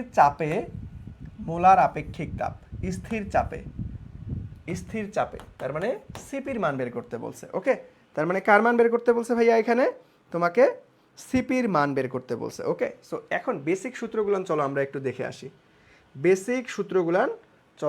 এক নজরে একটু দেখে আসি যে ভাইয়া এখান থেকে আমাদেরকে বেসিক সূত্র কি মাথায় রাখতে হবে। দেখো, সবার আগে আমরা গামা ইকুয়াল টু কি লিখতে পারবো, যে ভাইয়া gamma equal to CP divided by CV লিখতে পারবো। আবার যে ভাইয়া CP minus CV equal to R, সর্বজনীন গ্যাস ধ্রুবক, এটা একটা সূত্র। তারপরে আবার সিপি সিভির সূত্র আছে, সিপি ইকুয়াল টু আমরা লিখতে পারবো যে ভাইয়া gamma R divided by gamma minus one, এটা একটা সূত্র। আবার সিভির বেলায় আমরা সূত্র কি জানি, যে ভাইয়া R divided by gamma minus one, gamma minus one. তো এই কয়েকটা সূত্র ভাইয়া তোমাকে একটু কষ্ট করে মুখস্থ রাখতে হবে। তাহলে আমার দরকার কি সিপি, তাহলে সিপির সূত্র ফেলাই দিব এখন আমরা। আমার দরকার কি, আমাদের হচ্ছে সিপির সূত্র, তাই না? তাহলে সিপি, তাহলে চলো সিপির সূত্র ফেলাই দেই। তাহলে সিপি ইকুয়াল টু কি পাইলাম, gamma R divided by gamma minus one. তাহলে ভাই গামার মান কত, ওজন কয় পারমাণবিক, ওজন কয় পারমাণবিক, দেখো ওজনের সংকেত কি O3, তাহলে ওজন তো 3 পারমাণবিক, তাহলে 1.33। তাহলে গামার মান কত, 1.33। আর এর মান কত ভাইয়া, 8.314। আর তো লাগবে না কিছু, মান বসাই দাও, 1.33 ইন্টু 8.314 ডিভাইডেড বাই আমাদের গামার মান কত, 1.33 মাইনাস 1। এটাকে ক্যালকুলেট করলেই অ্যান্সার চলে আসবে। ওকে, এটাকে ক্যালকুলেট ডিরেক্ট সূত্র প্রয়োগ করলেই আমাদের হয়ে যাচ্ছে, ডিরেক্ট সূত্র প্রয়োগ করলেই ভাইয়া আমাদের হয়ে যাচ্ছে। ওকে, সো আমাদের এটার অ্যান্সার আসবে কত ভাইয়া, দেখবা যে 33 দশমিক সামথিং, দ্যাট মিন্স ঘ নাম্বারটা চলে আসবে। ওকে, আমাদের কি ভাইয়া ঘ নাম্বারটা চলে আসবে। ওকে, সো এই কয়েকটা সূত্র ভাই তোমাকে মনে রাখা ফরজ, এই কয়েকটা সূত্র তোমার মনে রাখা ফরজ, অবশ্যই অবশ্যই মাথায় রাখতে হবে। এই তো রিয়া অলরেডি সবার আগে অ্যান্সার করে ফেলছো, ধন্যবাদ। ওকে, তাহলে চলো নেক্সটে যাই। দেখো এই যে এই প্রশ্নগুলা তোমরা গাইডে যখন সমাধান দেখবা, দেখবা যে এই বাপরে বাপ অনেক কঠিন করে দিছে, তাই না? আমি একদম সহজ টেকনিক শিখাই দিব। দেখো তোমাকে যদি গামার এরকম অনুপাত মান দেওয়া থাকে, তারপরে নিচের কোনটি সঠিক বের করতে বলে, দ্যাট মিনস এই যে গামার মান বের করে তোমাকে সিপি আর সিভির মান বের করতে বলবে। সো এটা একদম সহজ, আজকে একদম পানি পানি করে দিব। ওকে, আচ্ছা তাহলে আমরা এইখানে যদি একটু দেখি, দেখো এখানে কি বলতেছে, যে ভাইয়া গামার মান দেওয়া আছে, তাহলে এইটাকে আমরা কি বলতে পারবো, লব, আর নিচেরটাকে কি বলতে পারবো, হর। তাহলে লবের মান 5, হরের মান 3। ওকে, তাহলে সিপি মনে রাখবা, P for power, P for power, P for পাওয়ার, তার মানে পাওয়ারে কে আছে ভাই, লব। তাহলে লব ডিভাইডেড বাই হর, লব মাইনাস হর, লব মাইনাস হর ইন্টু আর। আবার সিভির বেলায় পাওয়ার টাওয়ার নাই, পি ফর পাওয়ার, তাহলে এটার উল্টা ভার্সন হবে, এটা হর হবে উপরে আর নিচে লব মাইনাস হর ইন্টু অবস্থায় আর। দেখো এটা মজার বিষয় হচ্ছে দুইটা সূত্রেরই এতটুকু অংশ ফিক্সড, এতটুকু অংশ ফিক্সড। সো ঝামেলা কোথায় হচ্ছে, সিপি উপরে লব হয়, সিভির বেলায় হর হয়। এটাকে আমি মনে রাখবো পি ফর পাওয়ার, তাহলে উপরে কে আছে, পাওয়ার মানে উপরে থাকা, উপরে লব, তাহলে সিপির বেলায় লব আর সিভির বেলায় হর। ওকে, আচ্ছা তাহলে এখন এটার সিপি যদি বের করতে চাই, তাহলে সিপি কত হবে ভাইয়া, যে ভাইয়া 5 ডিভাইডেড বাই 2 আর, আর সিভি কি হবে ভাইয়া আমাদের 3 divided by 2 R, 3 divided by 2 R. দেখো এগুলো দেখা মাত্র জাস্ট মুখে মুখে উত্তর করতে পারবা। ওকে, দেখা মাত্র তুমি মুখে মুখেই উত্তর করতে পারবা। তাহলে দেখো তো ভাই এখানে কোনটা সঠিক আছে, CV 3 divided by 2, CP 5 divided by 3, জীবনেও না, গ নাম্বারটা রাইট অ্যান্সার। দেখো যে ভাইয়া CV 3 divide by 2, CV 3 divide by 2 R. দেখো এগুলো সমাধান করতে কখনো সময় লাগবে আর এই টেকনিক শিখাই দেওয়ার পর সময় লাগবে রে, বলো? এই টেকনিক শিখাই দেওয়ার পর এটা কি আর সময় লাগার কথা, এটা কি আর সময় লাগার কথা, বলো? এই টেকনিক শেখার পর এটা কি আর সময় লাগার কথা? এখন দেখা মাত্র উত্তর করতে পারবে না, এখন দেখা মাত্রই উত্তর করতে পারবে না, বলো তো? এখন দেখা মাত্রই উত্তর করতে পারবে না, বলো বলো বলো, দ্রুত দ্রুত দ্রুত।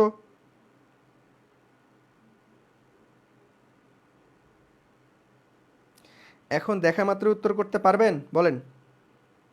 এগুলান এখন কিন্তু বেশ ইজি, এগুলান এখন কিন্তু ভাইয়া বেশ ইজি। ওকে, এখন কিন্তু ভাইয়া বেশ ইজি, এই তো সাবাস।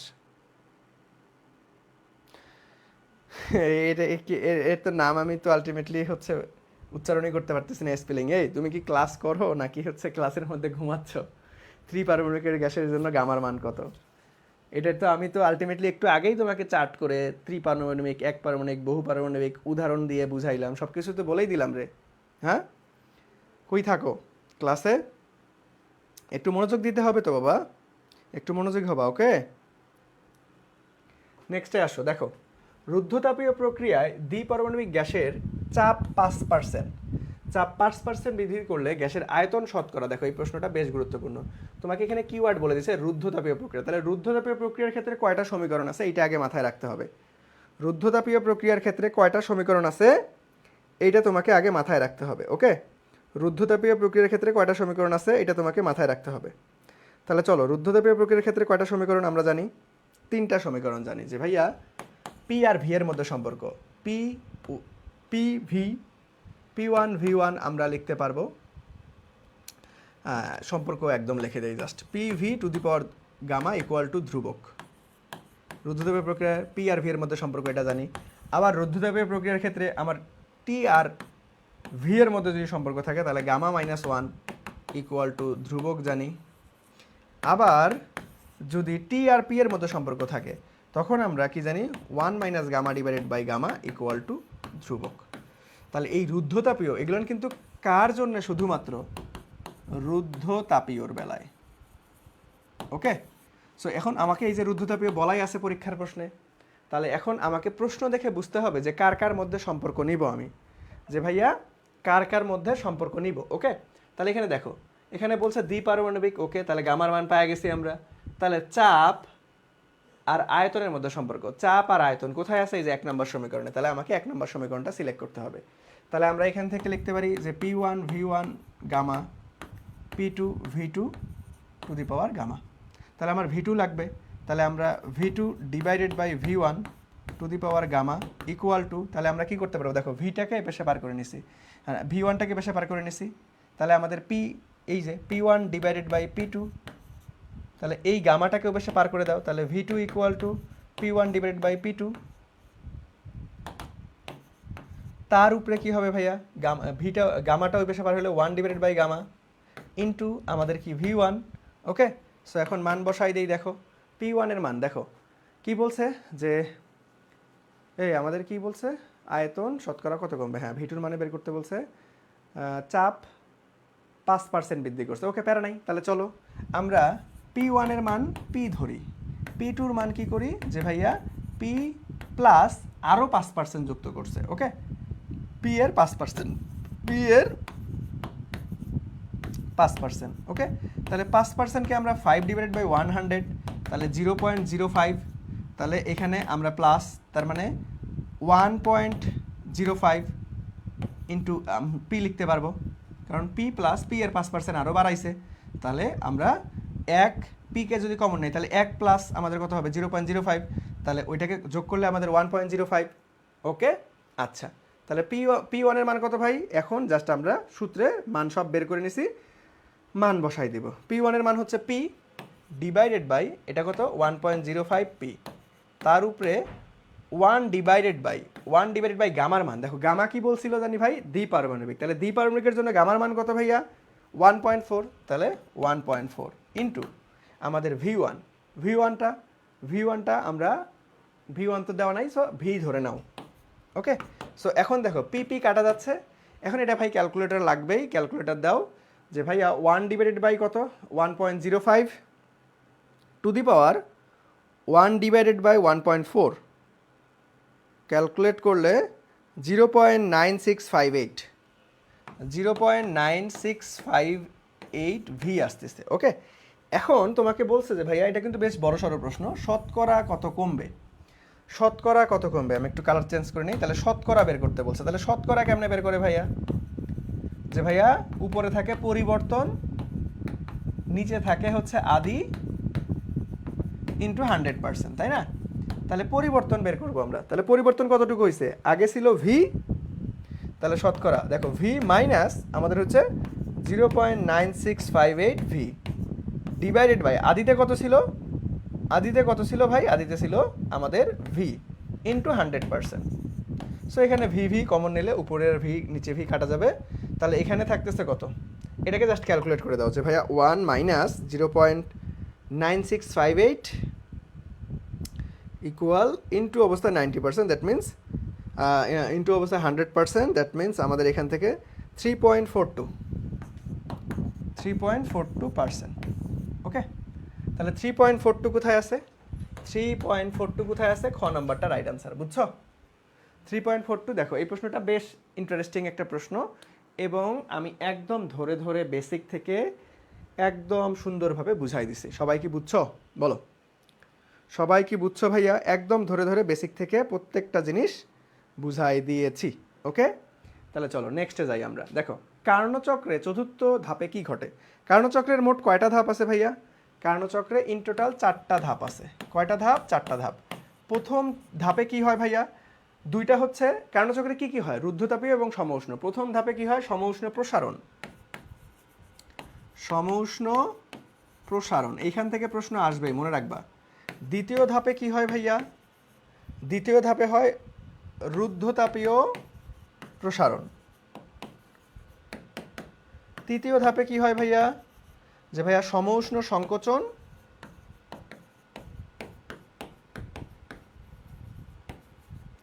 আর চতুর্থ ধাপে কি হয় ভাইয়া? আমাদের রুদ্ধতাপীয় সংকোচন। প্রথম দুইটা ধাপ প্রসারণ, পরের দুইটা ধাপ সংকোচন।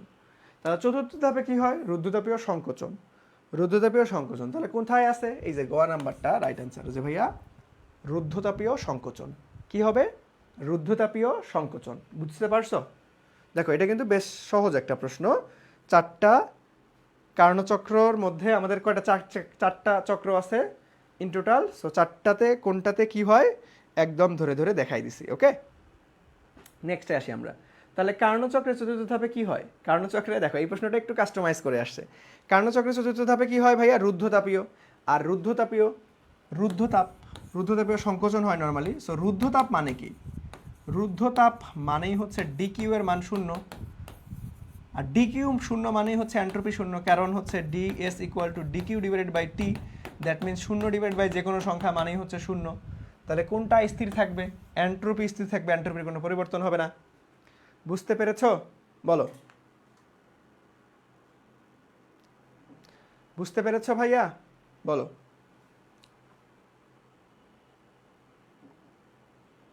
ওকে, ক্লিয়ার সবার? এগুলো থিওরি টাইপ প্রশ্ন, একই জিনিস একটু ঘুরাই আসতে পারে। তারপরে দেখো এটা কিন্তু একদম শুরুতে পড়ছে আমি, যে ভাইয়া কোন সূত্রকে কাজে লাগিয়ে তাপীয় ইঞ্জিন এবং রেফ্রিজারেটর কাজ করা হয়? তাপগতিবিদ্যার কোন সূত্র ভাইয়া? দ্বিতীয় সূত্র। দ্বিতীয় সূত্র। ওকে, তারপরে চলো আমরা নেক্সটে যাব। যে এইখান থেকে যদি আমরা দেখি যে ভাইয়া যদি কোনো তাপ ইঞ্জিন তাপ বর্জন না করে তাহলে ইঞ্জিনের দক্ষতা 100% হবে। কারণ কি ভাই? আমরা সবাই জানি যে ইটা ইকুয়াল টু আমরা 1 Q2 divided by Q1 into 100%, তাই না? সো ভাই এটা যদি 0 হয় তার মানে এই পুরো সেগমেন্টটাই নাই হয়ে যাবে 0। তাহলে 1 মাইনাস 0 ইন্টু 100%, তাহলে 1 ইন্টু 100%, দ্যাট মিনস 1%ই 100%ই হয়ে যাচ্ছে আমাদের কর্মদক্ষতা। তাহলে 100%, এটা একদম ডিরেক্ট ফিক্সড জিনিস, মুখস্থ রাখতে হবে। অথবা তুমি এই যে ভেঙে ভেঙে বলতে পারবা। ওকে, অথবা তুমি ভেঙে ভেঙে বলতে পারবা ভাইয়া, অথবা তুমি কি করতে পারবা? ভেঙে ভেঙে বলতে পারবা। এগুলো থিওরি টাইপ, একটু মনে রাখতে হবে। আবার ভেঙেও দিচ্ছি যাতে করে ঝামেলা না লাগে। কার্নো ইঞ্জিনের বেলা একটা শর্ত আছে, দেখো ম্যাথমেটিক্স যখন তুমি সমাধান করবা, কার্নো আর রেফ্রিজারেটর কিন্তু একে অপরের উল্টা। রেফ্রিজারেটর একে অপরের। কার্নো ইঞ্জিনের বেলায় T1 বড় হবে অলওয়েজ T2 থেকে, অথবা Q1 বড় হবে Q2 থেকে। এইখানে কিন্তু উল্টা ঘটে, এখানে T1 ছোট হবে T2 বড় হবে, আবার Q1 ছোট হবে Q2 বড় হবে।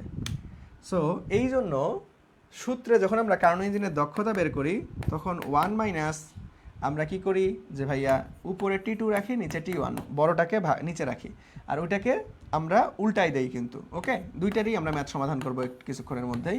সো দেখো কার্নো ইঞ্জিনের একটা প্রশ্ন অলরেডি চলে আসছে, যে এত এবং এত, যে ভাই তাপ গ্রহণ করছে, সিঙ্কের তাপমাত্রা, এটা ওটা, এগুলো কিছু দেখার দরকার নেই। তুমি জাস্ট দেখবা যে ভাই কোনটা ছোট কোনটা বড়।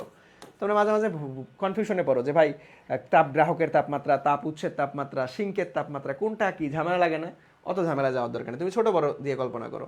যে ভাই সবার আগে আমাকে সেলসিয়াস থেকে ক্যালভিনে আনতে হবে, তাহলে এটাকে 273 দ্বারা যোগ করো, তাহলে 3 0 3 0 4 5 6 600 ক্যালভিন হচ্ছে। আর এখানে 273 0 0 2 2 4 আগে 5 500 ক্যালভিন 600 ক্যালভিন। তাহলে ভাই এইটা হচ্ছে T1 আর এটা T2, কোনো কিছু দেখার দরকার নাই, জাস্ট খালি বড় ছোট দেখবা। ওকে, আচ্ছা, তাহলে 1 মাইনাস আমাদের কত ভাইয়া T2 divided by T1, that means আমাদের কত 500 ডিভাইডেড বাই 600 ইন্টু 100%। তাহলে ভাই 0 0 0 0 কেটে দাও, তাহলে এটাকে জাস্ট ক্যালকুলেট করো যে 1 মাইনাস 5 ডিভাইড বাই 6 ইন্টু 100%।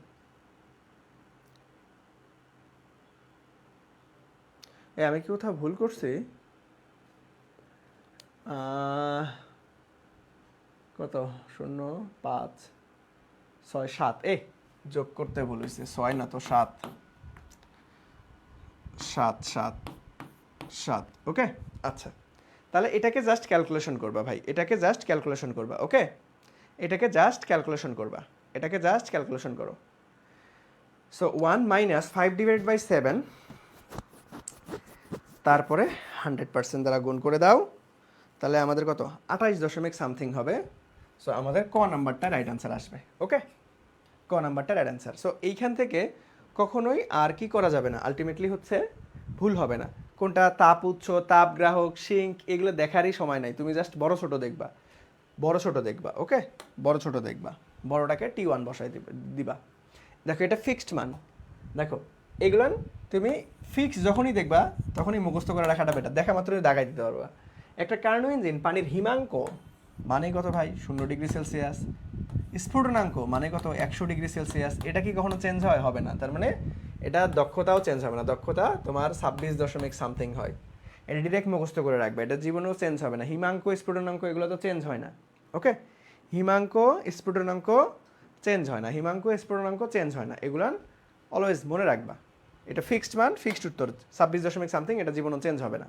ওকে, আচ্ছা, সো দেখো কি বলা আছে যে একটা কার্নো ইঞ্জিন, কি বলা আছে ভাইয়া, একটা কার্নো ইঞ্জিনের দক্ষতা, দ্যাট মিনস ইটার মান দেওয়া আছে। তাহলে যদি তার তাপ গ্রাহকে এত তাপমাত্রা থাকে, তাহলে তাপ উৎসের তাপমাত্রা, that means T1 equal to what. দেখো এটা তুমি বেসিক সূত্র দিয়ে করতে পারবা যে ভাইয়া eta equal to 1 minus T2 divided by T1, যেহেতু দক্ষতায় দেওয়া আছে তাহলে 100% দ্বারা গুণ করলাম না, এখানে ক্যালকুলেশন করলে দেখবা T1 ইকুয়াল টু আমরা একটা সমীকরণ পাবো। সো এইটা না আমি তোমাকে একটু শর্টকাটে আলটিমেটলি দেখো ফরমেশন সাজাই দিই, তাহলে তোমার সুবিধা হবে, তুমি দেখা মাত্র উত্তর করতে পারবা। ফরমেশন সাজাই দিই তাহলে তুমি দেখা মাত্রই উত্তর করতে পারবা। ওকে, তোমাকে যদি T1 বলা হয় তাহলে তুমি দেখো এটাকে যদি লসাগু করো, লসাগু করে আড়াআড়ি গুণ করো, তাহলে দেখো ভেঙে ভেঙে আয়না দেখাই যে ইটা T1 T1 মাইনাস T2, তাহলে এইখান থেকে আমরা কি করতে পারবো যে ভাইয়া T1 লাগবে, তাই না, T1 লাগবে। ওকে, তাহলে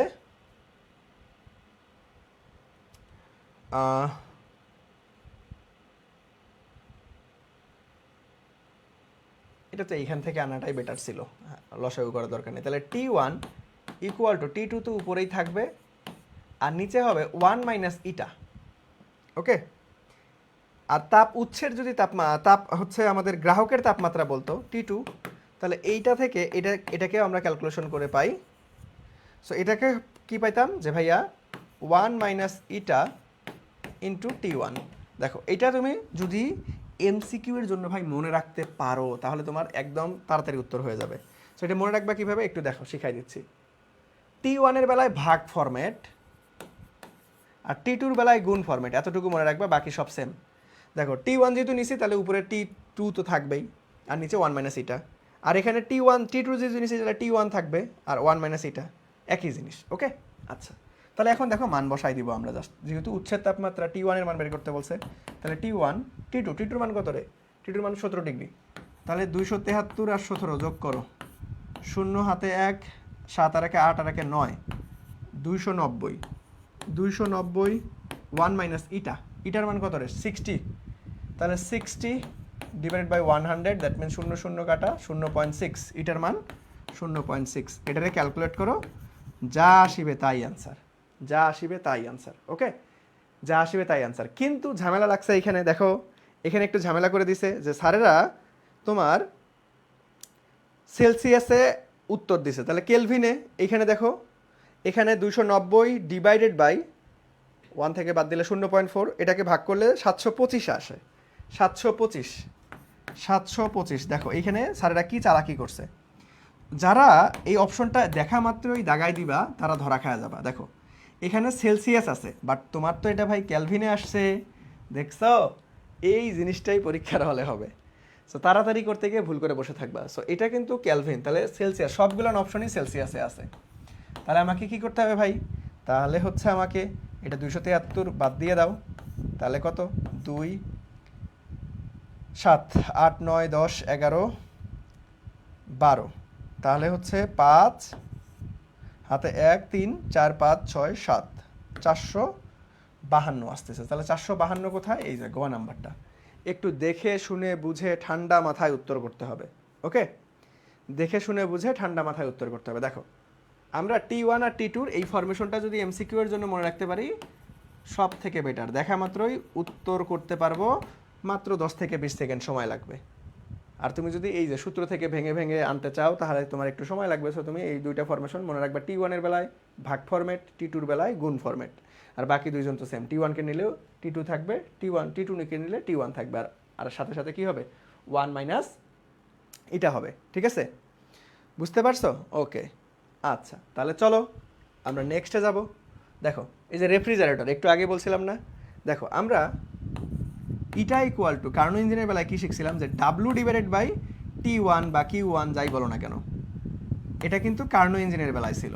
কার্নো ইঞ্জিন আমি বলছিলাম যে কার্নো ইঞ্জিন কি ভাই? উল্টা হয়, রেফ্রিজারেটরের একে অপরের উল্টা। তাহলে দেখো আমরা এই প্রশ্নটা সমাধান করলে বুঝতে পারবা যে একটি রেফ্রিজারেটর শীতল তাপাধার থেকে 750 জুল তাপ গ্রহণ করে উষ্ণ তাপাধারে, ভাই এখানে Q1 Q2 কেমনে বুঝবো বলো দেখি।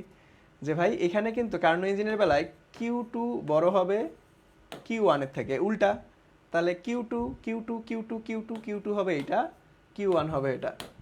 তাপ আধার এগুলান আলটিমেটলি দেখার দরকার নাই, শীতল তাপাধার উষ্ণ তাপাধার ঝামেলা লাগে। সো টেকনিক শিখাই দিলাম। ওকে, তাহলে রেফ্রিজারেটর কর্মসম্বন্ধন সহগ, দ্যাট মিনস কে এর মান কত তোমাকে বের করতে বলছে। ওকে, তাহলে কে এর মানটা চলো আমরা বের করি। তাহলে কে ইকুয়াল টু কি হবে? ওই যে উল্টাই যাবে, আগে কি ছিল? ডাব্লিউ ডিভাইড বাই আমাদের কি Q1, আর এখানে হবে Q1 ডিভাইড বাই ডাব্লিউ।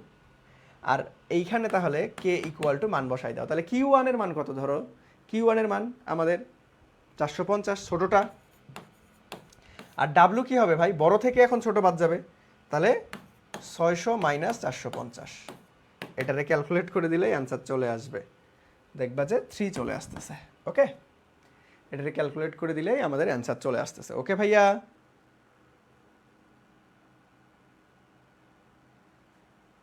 বুঝতে পেরেছো? বলো, সবার কি ক্লিয়ার? চলো তাহলে আমরা নেক্সটে চলে যাব। দেখো কোন অবস্থায় এন্ট্রপি কম থাকে? মারাত্মক ইম্পর্টেন্ট, এডমিশন টেস্টেও আসে।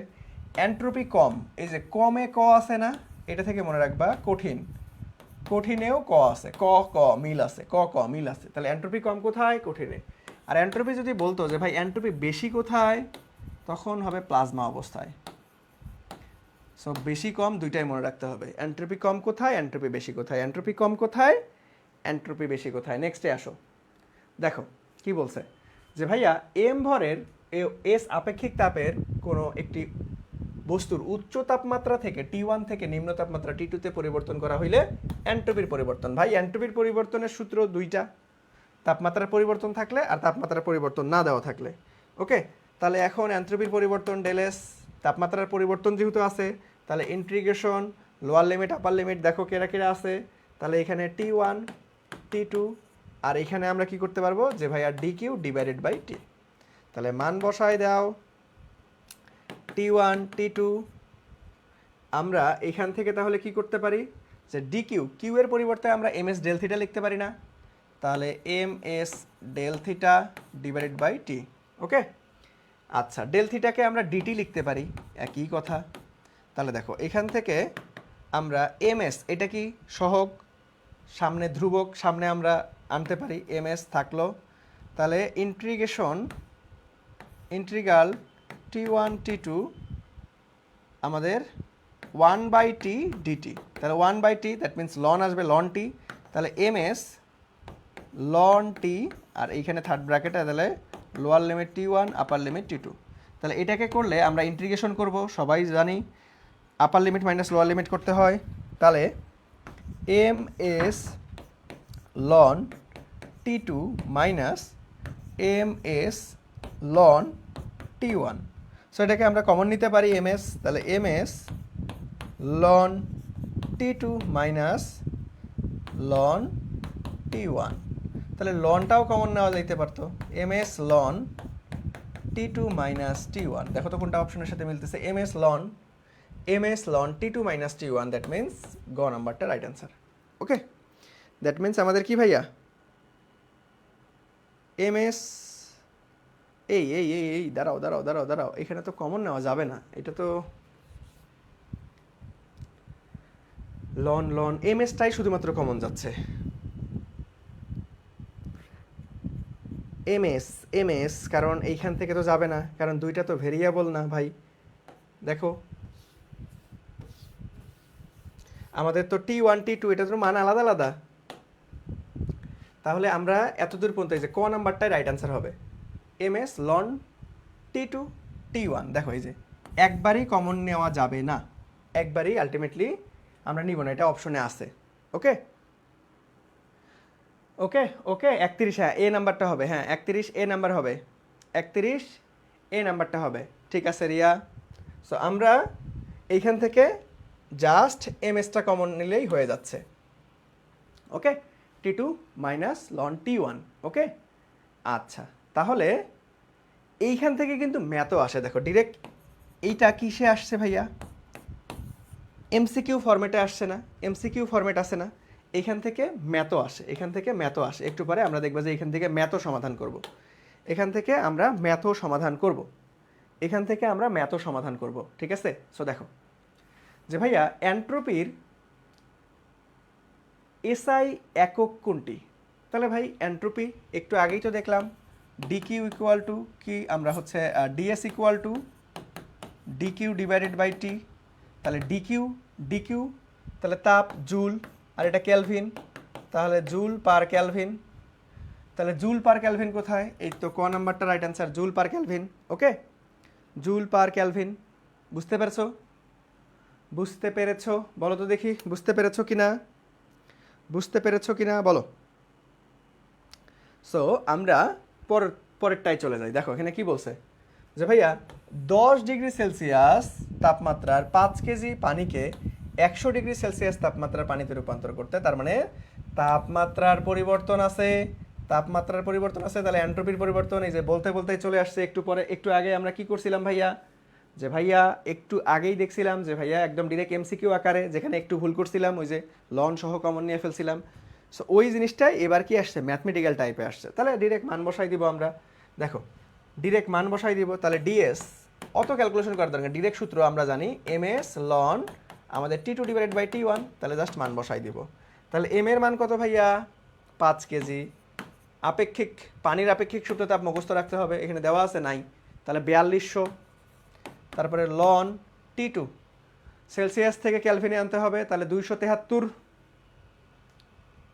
থেকে 373 হয়ে যাবে, 100 যোগ করব 273-এর সাথে, আর টি1 10 যোগ করলে আমাদের কত 283 চলে আসতেছে, 273 থেকে আরও 10 যোগ, তাহলে এটাকে ক্যালকুলেশন করলে ভাই ক্যালকুলেটর চাপলেই অ্যান্সার চলে আসবে, এটাকে ক্যালকুলেটর চাপলেই অ্যান্সার চলে আসিবে, এটাকে ক্যালকুলেটর চাপলে অ্যান্সার চলে আসবে। দেখবে যে আমাদের ক্যালকুলেট করো 5798 পয়েন্ট সামথিং, দ্যাট মিনস গ নাম্বারটা চলে আসবে। দ্যাট মিনস কী হবে ভাইয়া, গ নাম্বারটা চলে আসবে। তো রিয়া অলরেডি সূত্র সহ লিখে দিছো, ধন্যবাদ। ওকে, বুঝতে পেরেছেন? তাহলে আমাদের ডিরেক্ট ম্যাথমেটিক্যালও আসতে পারে, ডিরেক্ট থিওরি টাইপের মতো ওই যে ইয়া করেও চলে আসতে পারে। নেক্সটে আসি আমরা, দেখো কি বলছে যে 100 ডিগ্রি সেলসিয়াস তাপমাত্রা 4 কেজি পানিকে 100 ডিগ্রি সেলসিয়াস তাপমাত্রার বাষ্পে পরিণত করা হলো, এন্ট্রপি বৃদ্ধি কত হবে? তাহলে ভাই এন্ট্রপি বৃদ্ধি কত হবে, এন্ট্রপি বৃদ্ধি, তাহলে দেখো এখন কিন্তু তাপমাত্রার পরিবর্তন নাই ভাই, 100 ডিগ্রি সেলসিয়াস তাপমাত্রা পানি 100 ডিগ্রি সেলসিয়াস তাপমাত্রা বাষ্পে রূপান্তর করছে, দ্যাট মিনস এখন কি করছে, জাস্ট আমরা লিখতে পারবো এম এ dS equal to dQ divided by T. এখন দেখো এই ডিকিউ বা আমাদের হচ্ছে এইসের তো অনেকগুলো সূত্র ছিল, তাপ আর কাজ যেহেতু একই, তাহলে এম এস ডেল থিটা তাপমাত্রার পরিবর্তন হইলে, আবার বাষ্পীভবন হলে M L F M L V. আমরা বরফ গলনের সুপ্ততাপ এবং বাষ্পীভবনের সুপ্ততাপ যদি জানা থাকে তাহলে আমরা দেখো এখন কি হয়েছে, এখানে ম্যাথ সমাধান করতে পারবো। দেখো এত ডিগ্রি পানির থেকে এত ডিগ্রি বাষ্পতে রূপান্তর করছে, তার মানে আমাদের এল ভি আপেক্ষিক তাপ জানা থাকবে বাষ্পীভবনের। ওকে, আচ্ছা তাহলে দেখো এখন তাহলে আমরা এখান থেকে ডিকিউ এর জায়গায় এম এল ভি লিখতে পারবো আর টি লিখতে পারবো। এম এর মান কত ভাই? 4 কেজি। এখন লিখতে হবে আমাকে কি বাষ্পীভবনের সুপ্ততাপ। দেখো ভাই পরীক্ষার প্রশ্নে দেওয়া নাই, মনে রাখতে হবে 2.26 × 10⁻6, 2.26 × 10⁻6। আর আমাদের এল এফ আমাদের বরফ গলনের সুপ্ততাপ কত? যে ভাই 3.36 × 10⁵। এই দুইটা মান মুখস্থ করে রাখতে পারে, কারণ দেখো পরীক্ষার প্রশ্নে সব সময় দেওয়া থাকে না, পরীক্ষার প্রশ্নে সব সময় দেওয়া থাকে না। ওকে, আচ্ছা তাহলে ডিভাইডেড বাই টির মান কত ভাই? 100। দ্যাট মিনস 373, 273-এর সাথে যোগ করে দিতে হবে, ক্যালভিনে আনতে হবে। জাস্ট এটাকে তুমি ক্যালকুলেট করো, তাহলেই অ্যান্সার চলে আসবে। এটাকে ক্যালকুলেট করলে তো সঠিক উত্তর আসতেছে না। সঠিক উত্তর হবে 2.42 × 10⁻4, 2.42 × 10⁻4। দেখো এটা অপশনের সাথে মিলতেছে না, 10⁻4 আছে, 2.42 আর 24 10⁻4। এটা তো ক্লোজ দাগানো যায়। 2.4 এই যে 2.42, 2.42, 2.24 আর 42 আছে, আমরা ক্লোজ দাগাই দিতে পারি। ক নাম্বারটা একদম মোটামুটি ক্লোজের মতো দাগাই দিতে পারি আমরা। ওকে, ক নাম্বারটা মোটামুটি ক্লোজের মতো দাগা দিতে পারি যে ভাইয়া 2.42 × 10⁻4। যদিও আমরা একটু কম বেশি আছে, সো এই যে সামান্য একটু কম বেশি থাকলে দাগানো যায়। সামান্য একটু কম বেশি যদি কম বেশি হইতো তখন দেখা গেছে যে আমরা বলতাম যে এটার ব্ল্যাঙ্ক, সঠিক উত্তর নাই। বাট এই যে সামান্য একটু কম বেশি হইলে গাইডে দেখবা যে কোনো গাইডে এটা দাগানো আছে, আবার কোনো গাইডে দেখবা যে হচ্ছে কি করছে যে ভাই তোমার বলছে যে এখানে সঠিক উত্তর নাই, অথবা কোনো গাইডে দেখবে যে এটাই দাগায় দিছে একদম ক্লোজ মান ধরে। ওকে, সো সামান্য কম বেশি আমাদের কত 2 আর 4 পয়েন্টের পরে 2 ঘর কম বেশি, সো আমরা ক্লোজ মান হিসেবে দাগায় দিতে পারি। এটা ক্লোজ মান হিসেবে দাগায় দিতে, মানে খুব কম বেশি থাকলে, মানে একদম ক্লোজ থাকলে দাগানো যায়। আর যদি বেশি কম বেশি হইতো তাহলে আমরা কি করতাম যে ভাই ব্ল্যাঙ্ক ফাঁকা রাখতাম। নেক্সটে আসো, দেখো কি বলছে যে ভাইয়া 20 ms ইনভার্স 1 বেগ প্রাপ্ত একটি সীসার বুলেট কোথাও থামিয়ে দেওয়ার ফলে সমস্ত গতিশক্তি তাপশক্তিতে রূপান্তরিত হইল, তাহলে আমাদের বুলেটের তাপমাত্রা সর্বোচ্চ কত বৃদ্ধি পাবে? তার মানে ডেল থিটার মান বের করতে বলছে। দেখো এটা প্রশ্ন বেশ কনসেপচুয়াল, এগুলো এডমিশন টেস্টে অনেক আসছে। ওকে, দেখো যে ভাইয়া তুমি যদি একটা কি করছে এত বেগে বুলেট কোথাও থামিয়ে দেওয়ার জন্য গতিশক্তি, আচ্ছা ঠিক আছে, ধরো একটা তক্তা, এখানে তুমি বুলেট মারলা, ঠিক আছে, এখানে যেহেতু ভি বেগ আছে তাহলে এখানে অবশ্যই এই গতিশক্তি নিয়ে সামনে আগাবে। আবার এইখানে যখন সে ঢুকবে, এখানে কিছু অংশ ঢোকার পরে থেমে যাবে, তাহলে এখানে কি ভাইয়া অবশ্যই একটা তাপ উৎপন্ন হবে। তাহলে যেহেতু তাপমাত্রার পরিবর্তন বের করতে বলছে, তাহলে আমরা ওই তাপকে আমরা এম এস ডেল থিটা লিখতে পারি। তাহলে এখন সংরক্ষণশীলতা থেকে আমরা এই দুইটাকে সমান বলতে পারি, তাহলে half M V square equal to M S del theta বলতে পারতেছি আমরা। তাহলে এম কেটে দাও, তাহলে মান লাগবে ডেল থিটার, তাহলে ডেল থিটা ইকুয়াল টু আমাদের ভি স্কোয়ার, তাহলে এটাকে বেশি পার করে দাও, ডিভাইডেড বাই 2s হচ্ছে, তাহলে ভি এর মান কত 20, তাহলে 20 square divided by 2 into S এর মান কত? সীসার আপেক্ষিক সুপ্ততাপ দেখো ওই যে 1.26 দেওয়া আছে, 1.26। সো এখন এটাকে ক্যালকুলেশন করো, যা আসবে তাই উত্তর। ওকে, এটাকে ক্যালকুলেশন করলে যা আসবে তাই উত্তর চলে আসবে। দেখবা যে আমাদের চলে আসছে কত 158 পয়েন্ট সামথিং চলে আসবে। সো খ নাম্বারটা আমাদের রাইট অ্যান্সার চলে আসবে। ওকে, আমাদের কি হবে ভাইয়া? খ নাম্বারটা রাইট অ্যান্সার চলে আসবে। কি হবে? খ নাম্বারটা রাইট অ্যান্সার চলে আসবে। ওকে, খ নাম্বারটা রাইট অ্যান্সার চলে আসবে। সো নেক্সটে দেখো ওই সেম টাইপের প্রশ্ন যে ভাইয়া এত মিটার উঁচু থেকে, দেখো এটা আগে বিভব গতিশক্তি ছিল উঁচু সার্টেন উচ্চতা, তাহলে বিভব শক্তি সঞ্চিত থাকবে। সো এত মিটার উঁচু জলপ্রবাহ থেকে কোনো একটা তলদেশ থেকে তলদেশে ও শীর্ষদেশের পানির তাপমাত্রার পার্থক্য কত হবে? ভাই এইখান থেকে যখন পানি পড়বে তখন আলটিমেটলি কী হবে, এখানে এই সার্টেন অবস্থায় বিভব শক্তি সঞ্চিত অবস্থায় ছিল, আর এখানে যখন বাড়ি দিবে তখন অবশ্যই তাপ উৎপন্ন হবে। তাহলে আমাদের এম এস ডেল থিটা এখানে আমরা লিখতে পারি। তাহলে তাপমাত্রার পরিবর্তন, তাহলে আমরা দুইটাকে সমান বলতে পারি, M G H equal to M S del theta, M কাটা, তাহলে হচ্ছে del theta equal to G H divided by S. তাহলে 9.8, 500, এসের মান দেওয়া আছে কত 4200, জাস্ট ক্যালকুলেট করো, অ্যান্সার চলে আসছে। ওকে, আচ্ছা 9.8 না, এখানে এরা বলেই দিছে প্রশ্নে 10 ধরতে, তাহলে আমরা এখানে 10 ধরেই ক্যালকুলেশন করো। ওকে, 10 ধরেই ক্যালকুলেশন করো। তাহলে এখানে যদি আমরা 10 ধরেই ক্যালকুলেশন করি তাহলে আমাদের 1.1 সামথিং আসবে। সো 1.1 সামথিং কোথায় আছে, যে খ নাম্বারটা দেখো। একটা কথা মাথায় রাখবা, এই জিনিসটাকে না, এই জিনিসটাকে তুমি সেলসিয়াসেও লিখতে পারবা, কেলভিনেও লিখতে পারবা, কোনো প্যারা নাই, কারণ পার্থক্যর স্কেলে সেলসিয়াস আর কেলভিন, সেলসিয়াস আর হচ্ছে আমাদের কেলভিন, পার্থক্যর স্কেলে আমাদের সেলসিয়াস আর কেলভিন একই পাঠ প্রদর্শন করে। ঠিক আছে, তুমি সেলসিয়াসও লিখতে পারবা, কেলভিনও লিখতে পারবা। ওকে, বুঝতে পারছো ভাইয়ারা? বুঝতে পেরেছো? বুঝতে পেরেছো সবাই? একটু বলো, বুঝতে পেরেছো?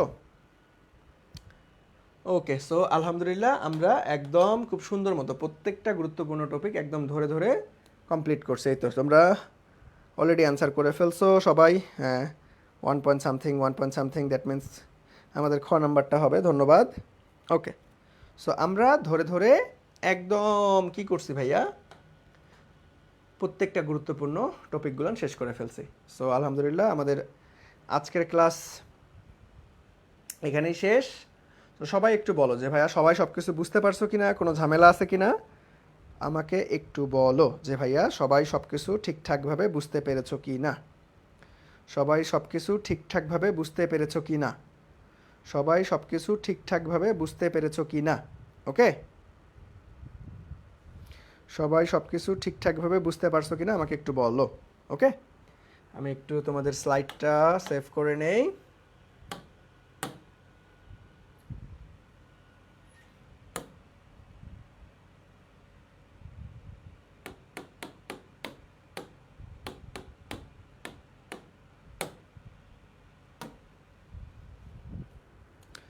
ওকে, জি ভাইয়া ক্লিয়ার। ওকে, ধন্যবাদ। আচ্ছা, ওকে, ঠিক আছে, সব কিছু সুন্দরভাবে বুঝছো। ওকে, তাহলে আজকের ক্লাসটা এই পর্যন্তই থাকবে। সবাই ভালো থাকো, সুস্থ থাকো, দেখা হবে নেক্সট ক্লাসে ইনশাল্লাহ। আল্লাহ হাফেজ, আসসালামু আলাইকুম, টাটা।